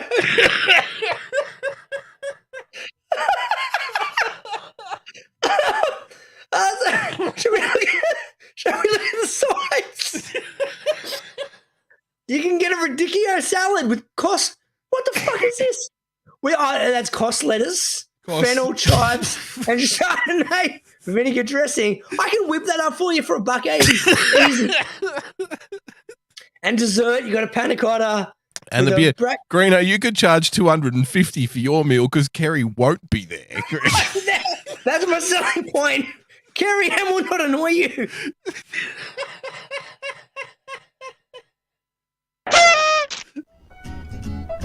It's the JJ Stoner Spring Collection, the perfect attire for any and every occasion you can think of this season. Like we were in the mosh pit full of sweat and everyone's slapping, hitting, and pulling on you. This shit won't rip! Lunch at your favorite cafe? Brunch with the girls? These stylish ensembles will give you the confidence you need to look and feel your best. Or if you're getting arrested for possession, it comes with a built-in police stick-proof body armor. Keep swinging, pigs! Call now, and your order will come with a complimentary ounce of that dankest bubblegum slurricane that the South has to offer. Don't forget the wall tapestry! If you need to cover your wall, it works! Hello, my name is Frozen Asian, and I'd like to tell you about my show, The Sunday Night Shit Show, every Sunday night at 10 p.m. Eastern Standard Time. Along with good conversations and laughing at funny and weird shit we find on the internet, we also have the Hat Cam, where I showcase my myriad of great-looking hats. Here is a testimonial from a great friend of mine who has enjoyed my hats lately. I hope your next hat is a bullet. Jesus Christ, what are you, fucking Asian Dick Tracy? What's wrong with you? Why do you have to ruin my evening? Like, I was just gonna listen to my buds do their show, and you just gotta do that. You do the show without the hat. So you're not enjoying it? No! Dude, Asian come Dick on, Tracy. secretly you enjoy it. You look like you're going undercover in Argentina, but it's not working. I hate you. I hate you. Come on, you secretly love it. No, I openly hate it.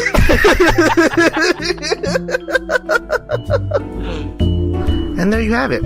So subscribe to the Sunday Night Shit Show at youtube.com/Sunday Night Shit Show. And hope to see you there on Sunday nights. Bye.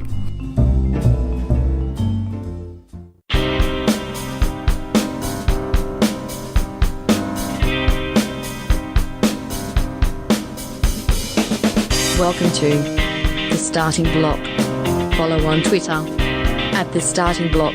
Drop the K at the end. Find the podcast on iTunes or on tavshow.com.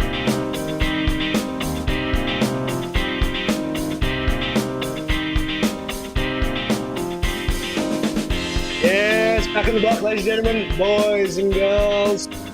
That awkward moment when you thought you were about to do the back announce. I better double check if I put myself on mute. But I was coughing my lungs up after that last segment. Thankfully, I checked and didn't waste my time doing the back announce. Well done. Now, Damo, it's been a good time. It's been a good time this week because baseball was back. Okay. We Good for you. Good for you. I couldn't give a fuck. Of course you can give a fuck, and most people don't. But fuck it. For me, I only care about Shohei Ohtani stats these days. That's my big thing. I care about the A's because I want the A's to do well because I love them. Yeah. And I don't know anything about them. I don't know anything. I love the story, Greeno. So I want the A's to do well always, and Shohei Ohtani, and that's it. The rest is a mystery. Yep. Now, people often say this particular show, there's not much effort put in. And look, fair call. I'll pay that. It's more than a Kerry Ann luncheon. I'll give you that much. It seems reasonable that there seems like, based on the output of this particular show, we don't put much effort in. But this week, Stove was back, so there's fucking effort. So much effort that I have 19 individual transactions recorded for you. Wow. Okay. Are you going to race through them, or are you going to savor them one sip at a time? We're going to race the fuck through these because I've been writing them all week to the point where I'm like, this is ridiculous, and I'm going to see how quickly I can rattle through them. Magician Don Camaro. No, Camaro's lost his mind. Go. Carlos Rodon signed 2 year, $44 million with the Giants. Opted out after the first year. But the Cubs signed the shortstop Anderson was 1 year, $4 million. Kershaw 1 year with $70 million with the Dodgers. USA Kikuchi with the Toronto Blue Jays 3 years, $36 million. Chris Bassett went to the A. Pressure's on, Greeno. Pressure's on. Get the pressure's on. And went to the Mets. Good try.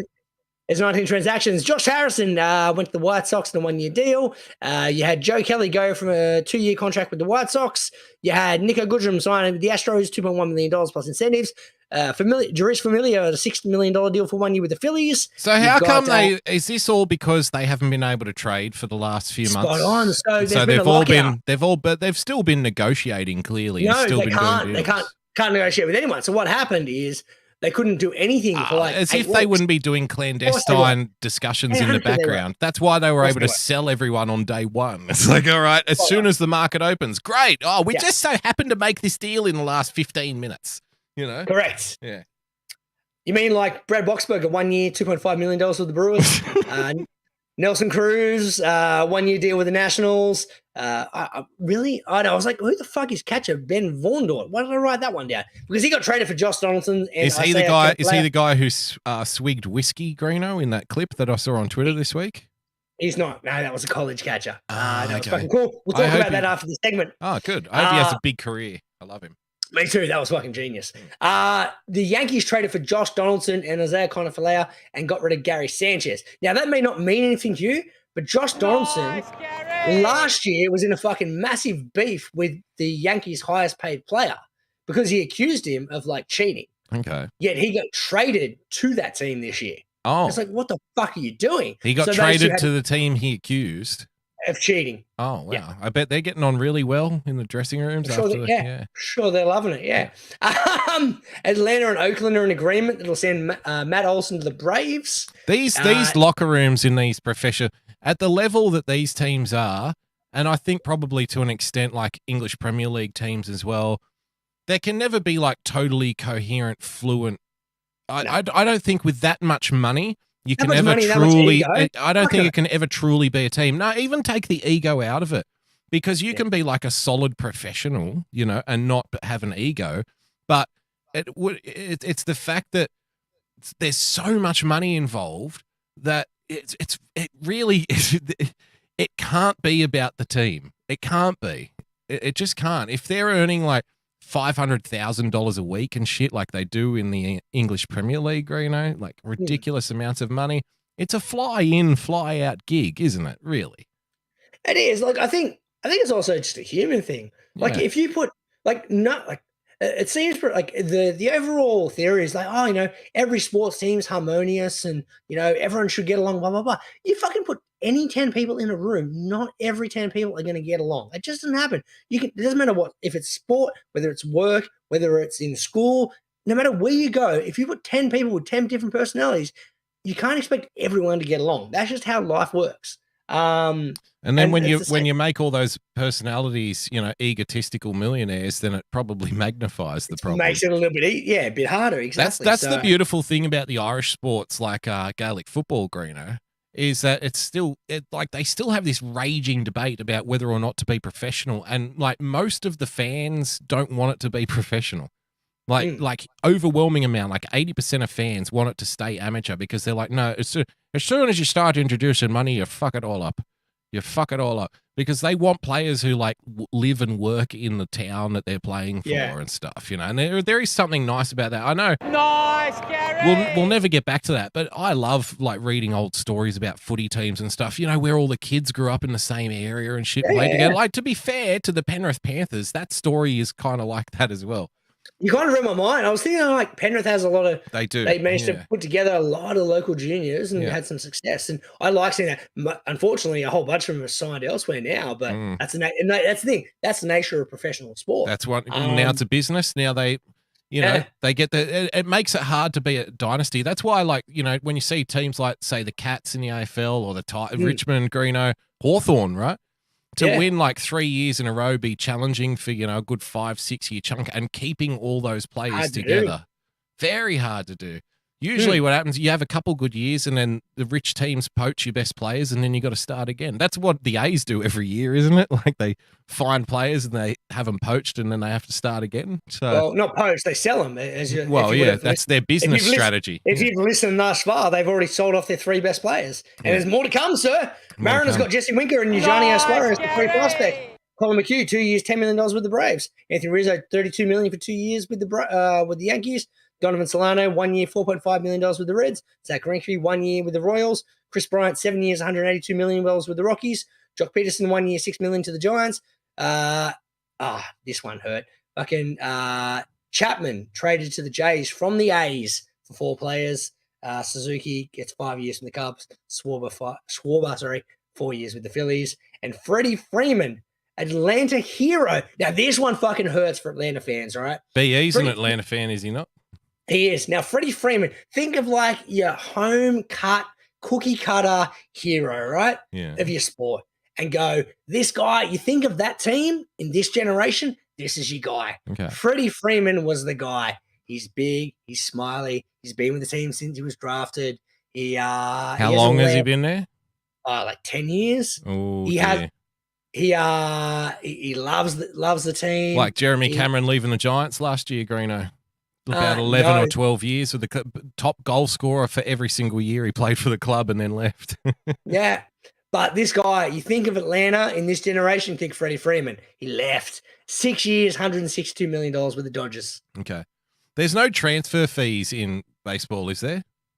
Dude's a free agent. So right. So, but are there transfer fees for other players?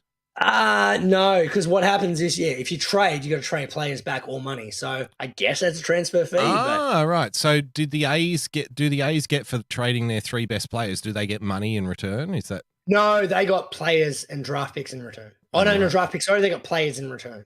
Right. So they got a whole bunch of prospects. So it's what the A's do. They get to a point where they're like, oh, shit, we're about to lose all these players. Let's sell them off and rebuild the team for 3 years' time to be good. But that's what I mean when you say sell them off. They're not really selling them, though. You mean trading them out. They're trading them for... Replenish the youth stocks again. Exactly. Basically, players I think will be good in 3 years' time to build a really good team. So the A's are going to suck for another 3 years, and then they'll be good again. So what their strategy is to stay afloat. They might get one shot every 5 years at it, and if it doesn't work, sell them. Let's try again for another 5 years. Is that the way it works? Yeah, pretty much. Like they have. So for like one season, they'll have all these young players still in contract and playing well, and it's like, okay, this is our one chance, and then they make it to semis, and then they're out, and they're like, okay, sell them. No, here's the thing with the A's. Like they managed to do it really well in the essence of they go about 3-4 years being competitive. Yep. Then they stuck for 2 or 3, and then they're good for 3 or 4 again. They just never seem to get over that hurdle of winning a World Series. Right. Whereas other teams tank and suck for like 7 years. Soak up all the good picks. Yeah, and then still never win a World Series anyway. Right. So the A's like do it like right in a way where they're like, we know we're not going to compete, so we're trying to get better sooner rather than later, but they don't fully tank for years on end just for draft picks. But there you go. It sucks for A's fans because they've just sold off their 4 best players, still more to go. And they had a really good shot at it, right? No, not really. Like they were kind of they were missing it. They were on the fringe of a playoff. They're probably not going to win the World Series. Right. Even if they kept all those players. But like it just sucks. How are you meant to buy a jersey for a team if you don't know if players are going to be there in a year's time? You know what I mean? Like if they're all only there for 2-year contracts, why bother? You know? Like I bought 2 Giants jerseys in my life with a player on the back. Right. One of them doesn't play for the team anymore, and the other one retired as only ever playing for the Giants. Oh, the catcher guy. Yeah, exactly. So it's kind of like I don't want to fucking buy a number on the back anymore for that particular reason. Like I'll just stick with the jerseys I've got and move on. But yeah, it's a shame, especially for A's fans, because they've had a good young team to kind of cheer on for a bit, and they've just sold off all their best. So they're going to be shitty again for another couple of years. Exactly. Well but let's look at, but they're not the stars of the trade period, are they, Greeno? No, of course not, sir, because who are the stars? We got Uncle Jerry. Now, Uncle Jerry. It was so good. Now, I heard there was a tweet last week I saw, and geez, it made me happy. It was a tweet from Jerry DePoto, and his quote was, "I'm ready to transact." That was his Wait, is this true, Jerry that DePoto? Is true. So he's embracing now. He's embracing the internet law on him. Exactly. So he said, because once the lockout stopped, they said, Jerry, what's your plans for Seattle? He goes, I'm ready to transact. Now, he didn't disappoint. Since he's taken over about 4 years ago, it's his 121st trade. Oh, I need to find this. I need to find this video of him saying, I'm ready to transact. It's not a video. It's a tweet. I'll send it to you. Okay. Beautiful. So, but it's the first time he traded with the Cincinnati Reds. I'm ready to transact. That's like, because he is the king of trade. Now, this is one thing I do know about baseball. It's that the Mariners fucking owner, Jerry Dipoto, is an absolute general manager. General manager. The Mariners general manager is a fucking lunatic. That's what I know. That's the one thing I know. Crazy Uncle Jerry Dipoto. It's just hasn't he brought players in and then sold them on the same fucking day? Like they've had to reroute the plane to another city while it's in the air and shit. He has traded for the same player 3 times. 3 times. He trades him in, then trades him out. Trades him in, trades him out. Fucking unreal. Jerry's a genius. So since he took over as GM for the Mariners 4 years ago, 121 trades. That only leaves 3 teams he hasn't traded with. The Tigers, Rockies, and Angels. So he has traded with 27 individual teams over the course of the last 4 years. Tigers, Rockies, Angels to go. Now, if you're those 3 teams, you're asking, what the fuck, man? What do I need to do? I need to get Jerry on the phone. Make it happen. Yep. Good to have Uncle Jerry back, I must admit. Isn't it? Man. Fucking hot stove. Well done, little stat man. I'm a stat man. All right. What do we got now? Cricket stat man. What have I got there? What are you doing? I don't know. What the fuck are we doing, Greeno? Do you want to get out of here? What are we doing? I want to do Sexist Smitty before we go. Sexist Smitty? Okay. Yeah, gotcha. Did you see that one? Yeah, I did. Oh, yeah. This, I don't know. I don't know if I loved this or hated it, you know? You know what I mean? It was a bit weird. So Steve Smith decided, here's a good idea. I'm the vice captain. I'm going to send out a tweet to congratulate the fact that Mitchell Swepson is finally, he's been in the 12th years, man, mate. Part of the squad for the last 6 years. And he finally got picked for the test squad. So he thought, I'm going to do the right thing. Gary! I'm going to do the right thing. I'm going to send a tweet and say, if I'm not mistaken, he's been bowling pretty fucking well too. He's been bowling very, very, very well for the last 5 years. Always on the cusp, but you can't fucking replace the GOAT. And there's never been a time to have 2 spinners until now. Yeah. So finally gets his opportunity. Smitty sent out a tweet. It's been a while since a leg spinner debuted for Australian Test cricket. I've no doubt Mitch Swepson, will be far more successful than the last leggy, i.e. he's hanging shit on himself. Yep. Because he was the last leggy. That's Good right. luck, mate. Self-deprecating, innocent fucking tweet from Smitty to give this guy a rap and put shit on himself in that classic way that we Australians love. Aussies do, exactly. Can't wait to walk out with you there tomorrow. So send out a nice tweet for his mate. That's it. Said, look, looking forward to walking out you there. But we're in the outrage culture day, mate. So people had to take that very fucking nice message and go, hey, Smitty, stop being so sexist, Not mate. good enough, mate. Not good enough, mate. Stop trying to stand up and give some support to a friend who's about to make his debut after 5 years in the wilderness. Why didn't you think about the women leg spinners, Smitty? This dickhead at Joel HE 1997. Who gives a fuck? Fuck him. Alana King literally, he even said literally, Greeno. Literally. Nice, Gary! Alana King literally debuted this year. Yes, but not for the men's team, Greeno. Mm-hmm. And you know what? You know what, Joel Heritage, mate? How about this? We'll start referring to the debuts of Alana King as a leg spinner when she's out there on the field with Steve Smith at the same time. How do you like that, mate? How's that for a rule? Nice, Gary! So it's like, okay, so if we need to talk about them in the same category then, well then they should all play against each other then. Exactly. Yeah, what's the problem here? Okay, so let's let the girls play against the guys, and then we'll talk about, because he's making out as if it's wrong to mention the last leg spinner to play for the Australian cricket team in a male context. Like that's the wrong thing to say. And it's amazing that so many people took that same fucking angle, right? I'm intrigued as to how many replies. There's fucking like. Look at this guy. Smith should have been specific. So Smith should have been the last player guy to debut for the men's team. Fuck me, man. Nice, Gary! Fuck me. People are nuts online, aren't they? Fucking insane. But Sexist Smitty, fuck him. We need to suspend him for another 12 months. Oh, please. That's not even enough. That's not enough. Let's draw and quarter him. Let's cut his nuts off and show him what it feels like, Greeno. Exactly. Yep. A couple of things before we go. Dick move. How about Tom Brady coming back? You dick!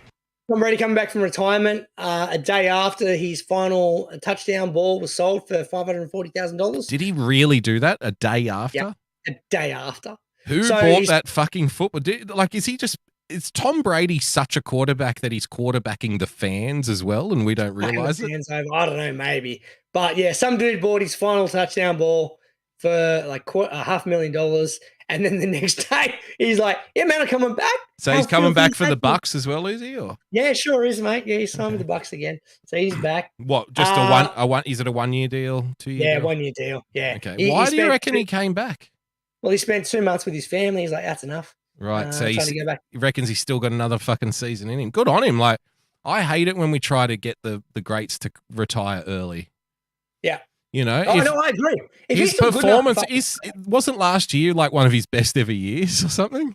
Statistically, his best year, 100%. Yeah. So, like, the team let him down last year. He was ready to go back to back, and the team couldn't keep up with how good he was playing. You know, so that happens. But, yeah, we always try to fucking get rid of the veteran superstars early. We can't wait to talk about them retiring.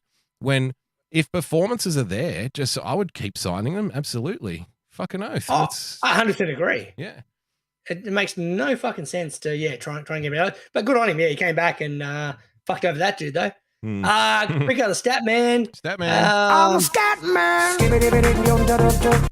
Usman Khawaja, the first Australian to score a test century in Pakistan since Mark War in 1998. Usman was 12 years of age. So well done there to Usman.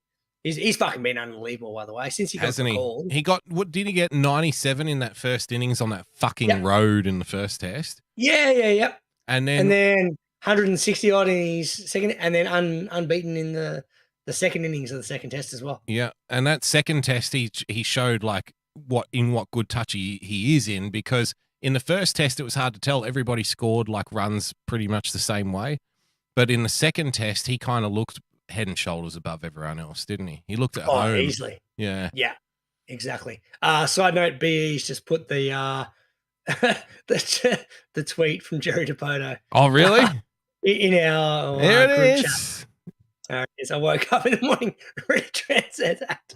So, hey, Seattle, let Jerry Dipoto cook. Is that his account? Is it? No. That's no. Okay. That's the Mariners.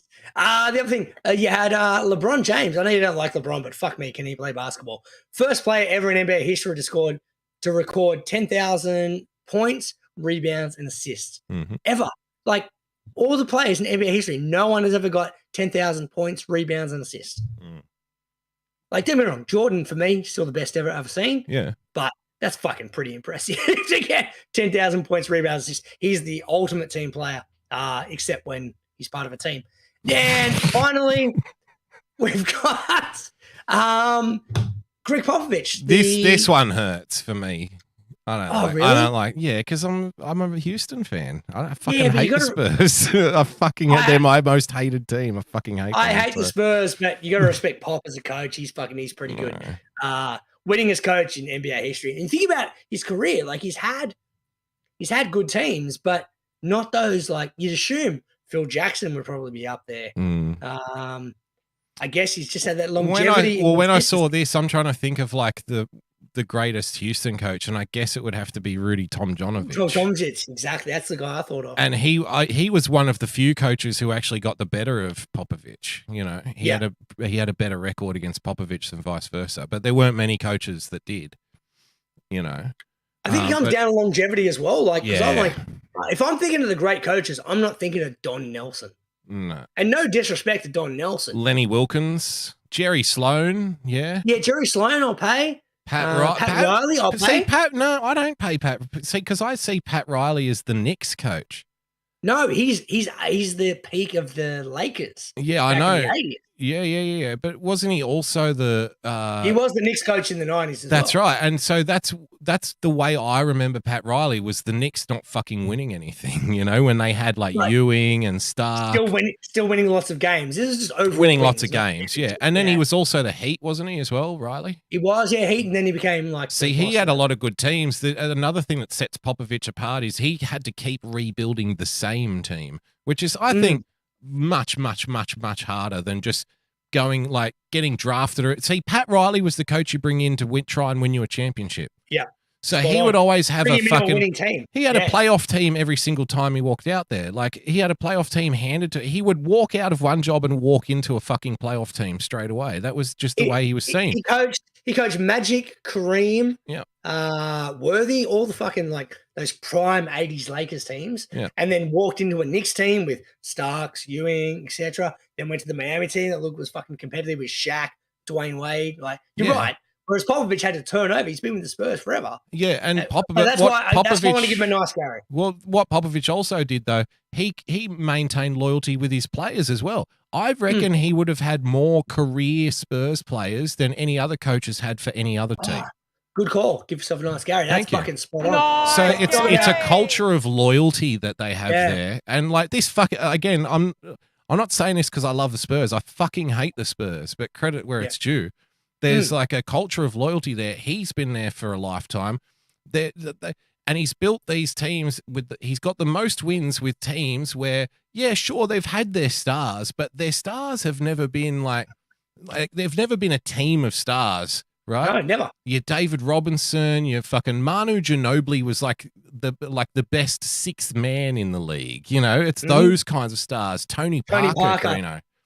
Tony Parker was lucky to play playoff games. Like he was a very, very good player. Don't get me wrong, but you don't think star when you think of Tony Parker. You know, he turned Patty Mills into an NBA star. That's right. Patty Mills was out here playing in the Australian Basketball League, and no one fucking gave a fuck about him.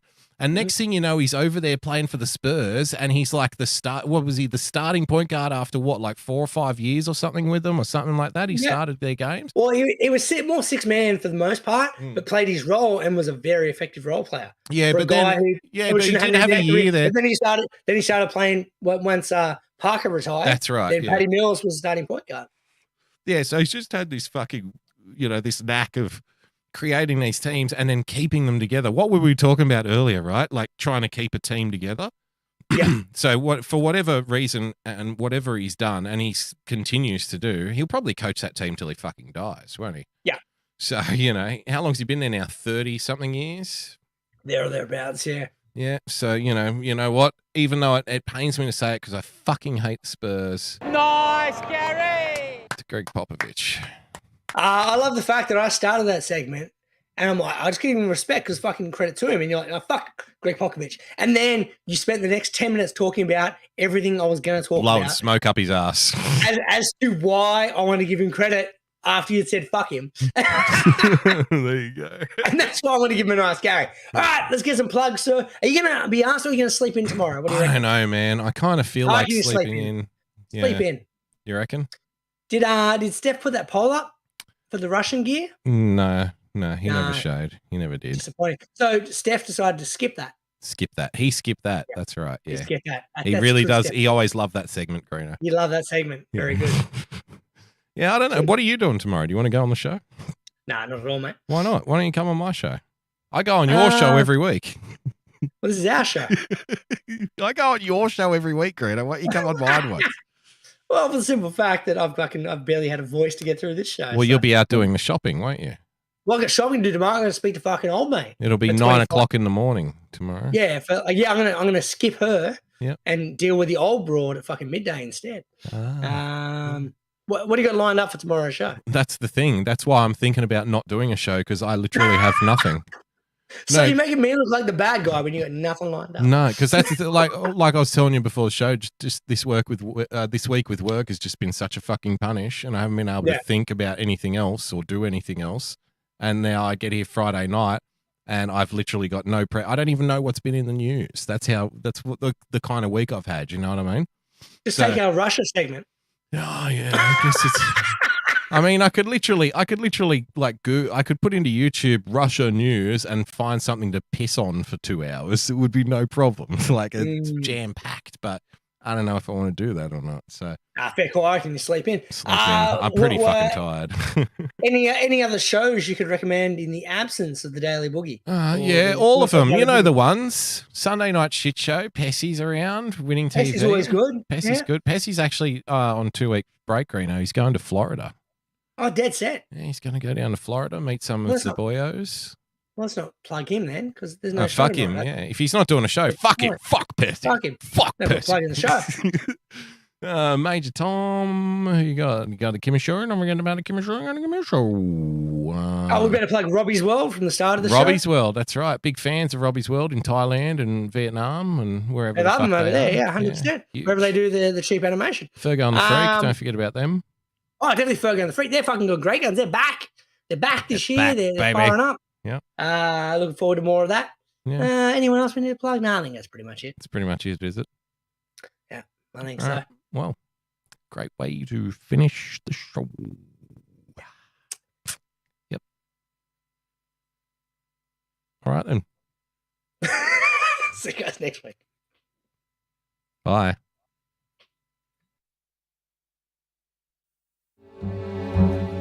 We'll always be bosom buddies, friends, sisters, and pals. We'll always be bosom buddies. If life should reject you, there's me to protect you. If I say that your tongue is vicious, if I call you uncouth, it's simply that. Who else but a bosom buddy will sit down and tell you the truth?